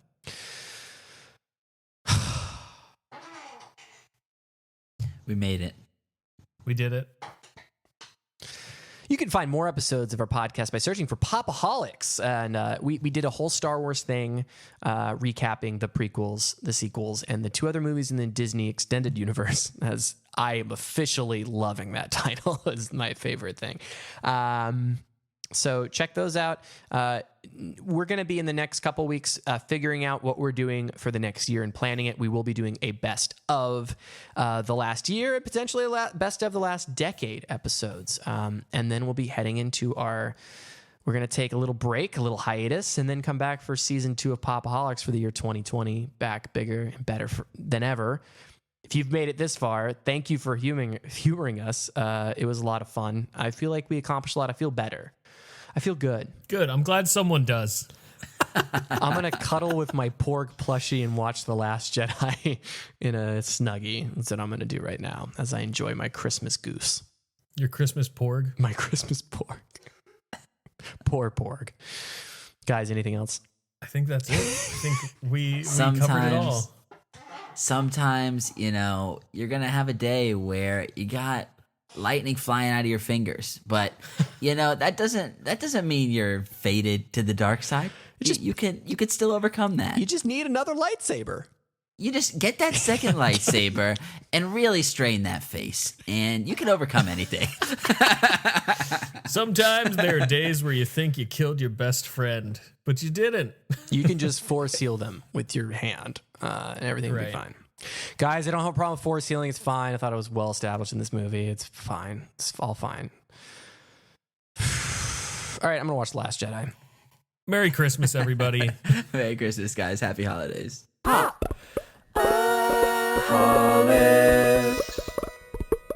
If you listen carefully, that little sound you hear is Oscar buzz getting louder and louder.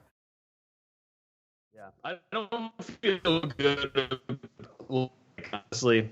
I descended into negativity way faster than I wanted to. That's okay. Don't fight your feelings. You know them to be true.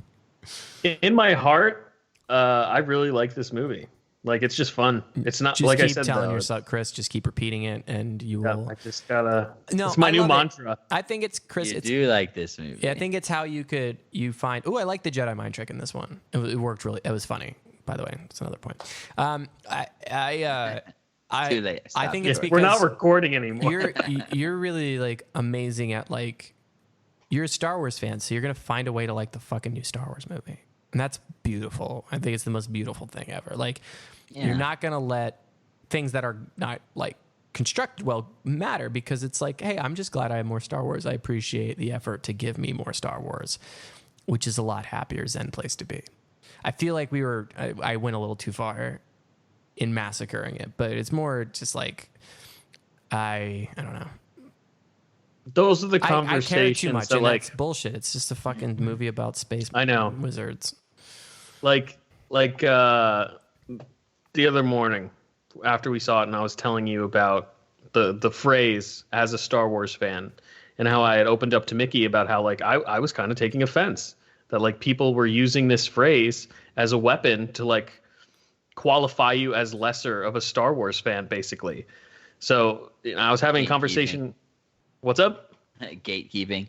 Yeah, it was kind of like gatekeeping, and Yeah, I've seen every Star Wars movie that I could see in theaters. I've seen every Star Wars movie in theaters, and I've seen them a billion times. I think I've played KOTOR. I just finished The Last Jedi, or the Fallen Order. I absorb a lot of I haven't read the comic books. I've only read one EU book, but I think I'm a Star Wars fan. Like I think I like Star Wars. Like there's no difference between critics and fans. Like whatever you like about Star Wars makes you a Star Wars fan. It's not what you dislike about Star Wars that qualifies you as a Star Wars fan. It's what you like, right? And those two parts of me are struggling, because obviously we have a podcast where we critique films and other media, and I have to maintain that critical mentality, but I also want to enjoy things as well. So it's this balance. Like, because we're critics, it doesn't mean that we're not fans of the material we're criticizing. If something is constructed poorly, it's constructed poorly. That's it, you know? So I don't know. I've been wrestling with that over the last couple I get it, days. and I wanted to make a big point about what's this movie about, but I felt like it was going to be too broad. And I really I think, I didn't want to harp on the movie too bad for it. It is something I'm interested in. It's like, hey, one of the reasons why I like Last Jedi is it's about something, and you can talk about the themes of it. And this, I feel like, is completely devoid of any of that. Like we're talking about whether it's a good movie or not. We're not talking about like what the themes are, which is like frustrating to me. And that's like what I think the themes are actually pretty apparent, to be totally honest. I was trying to get into that with my final bit there, because it's like essentially, right, like no matter where you come from, it's you have free will to like craft your destiny, but kind of thing. But I don't know. It conflicts with itself, because the movie's so self-absorbed with making it her saying I'm a Skywalker. No, I mean you're not wrong. No. It doesn't conflict at all. Like that has been the overarching theme of this whole sequel trilogy, is that you are not where you came from. Like Rey is genetically a Palpatine. Like I said, she's predisposed to align with the dark side because of her family line and her genetics. But at the end of the film, she rejects that. She destroys Palpatine and she takes the name of Skywalker. I feel like it's in line with what these sequel trilogies are trying to say, which is like, you're not who your family is. You can choose who you want to be. And that goes along with Kylo Ren's arc as well, which is he comes from a family. It's kind of the opposite of Kylo Ren, which is like, you are who your family is. Like, right? That arc is conflicting to that, because it is about him returning, which can work in duality. Like, it's fine. Duality is great. And it's what the Star Wars series is about. But like, what in Poe's, Chewbacca's, C-3PO's, Bubba Nothing. Frick. They're side characters. It's like the main theme and focus is solely Rey and Kylo Ren. Right. Everyone else. Whereas I feel like again, why I like The Last Jedi is it feels like the whole movie's about that. Right. Failure. Right. And this character, and then this this story, the other characters are just like fucking Lando's the biggest example of it, where he's just like, hey, it's like he's a nothing burger of a character, and we're only happy because he's there and he was in the other movie, but nothing he does matters. Oh, and he says I got a bad feeling. He does so many Star Warsy things, but he's not actually like. This is my thing, is like that doesn't, and I'm fine with him saying I don't have a bad feeling about this if like Lando was in some sort of conflict of character.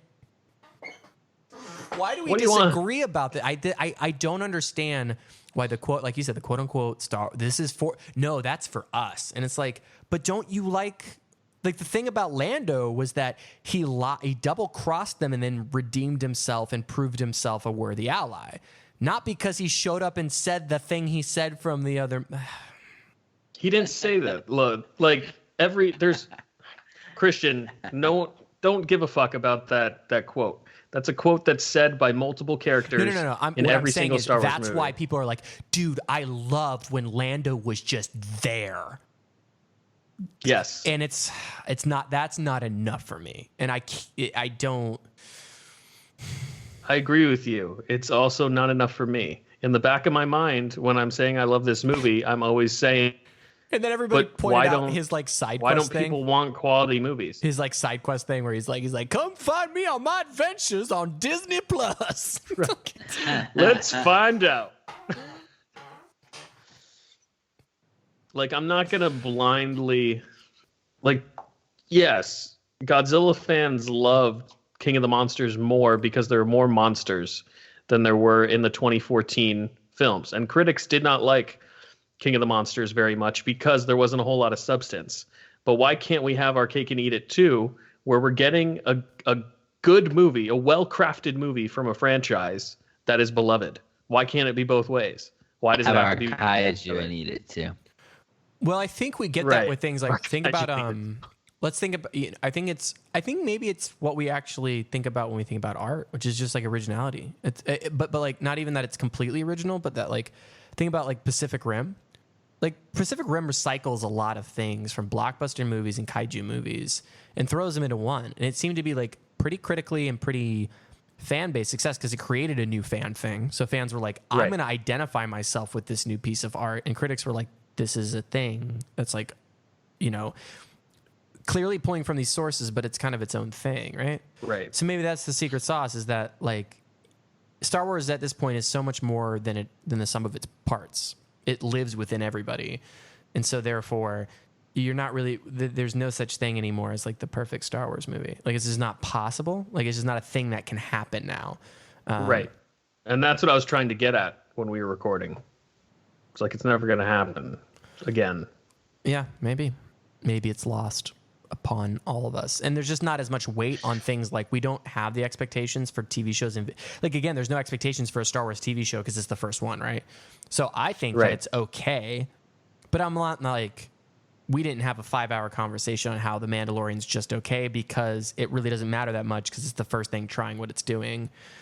So I guess it's not that important. And we didn't have a 5-hour conversation on Jedi: The Fallen Order because, you guys still haven't even played it. So I guess I'm the real Star Wars fan here. Are you? So as a Star Wars fan, Chris, Rise of Skywalker is very disappointing. I agree with you. I'm glad you put your foot down there. Yeah. I hope, I just, as soon as those reviews started coming out, I was like, I can't believe we have to fucking hear about this for another decade. Like, I just want the fandom to be fun and enjoyable and everybody enjoying things. Yeah. All right, let's call it a night. Hey, guys. It was fun. Good night, guys. All right, I'll talk to you later. Right. Bye. Yeah.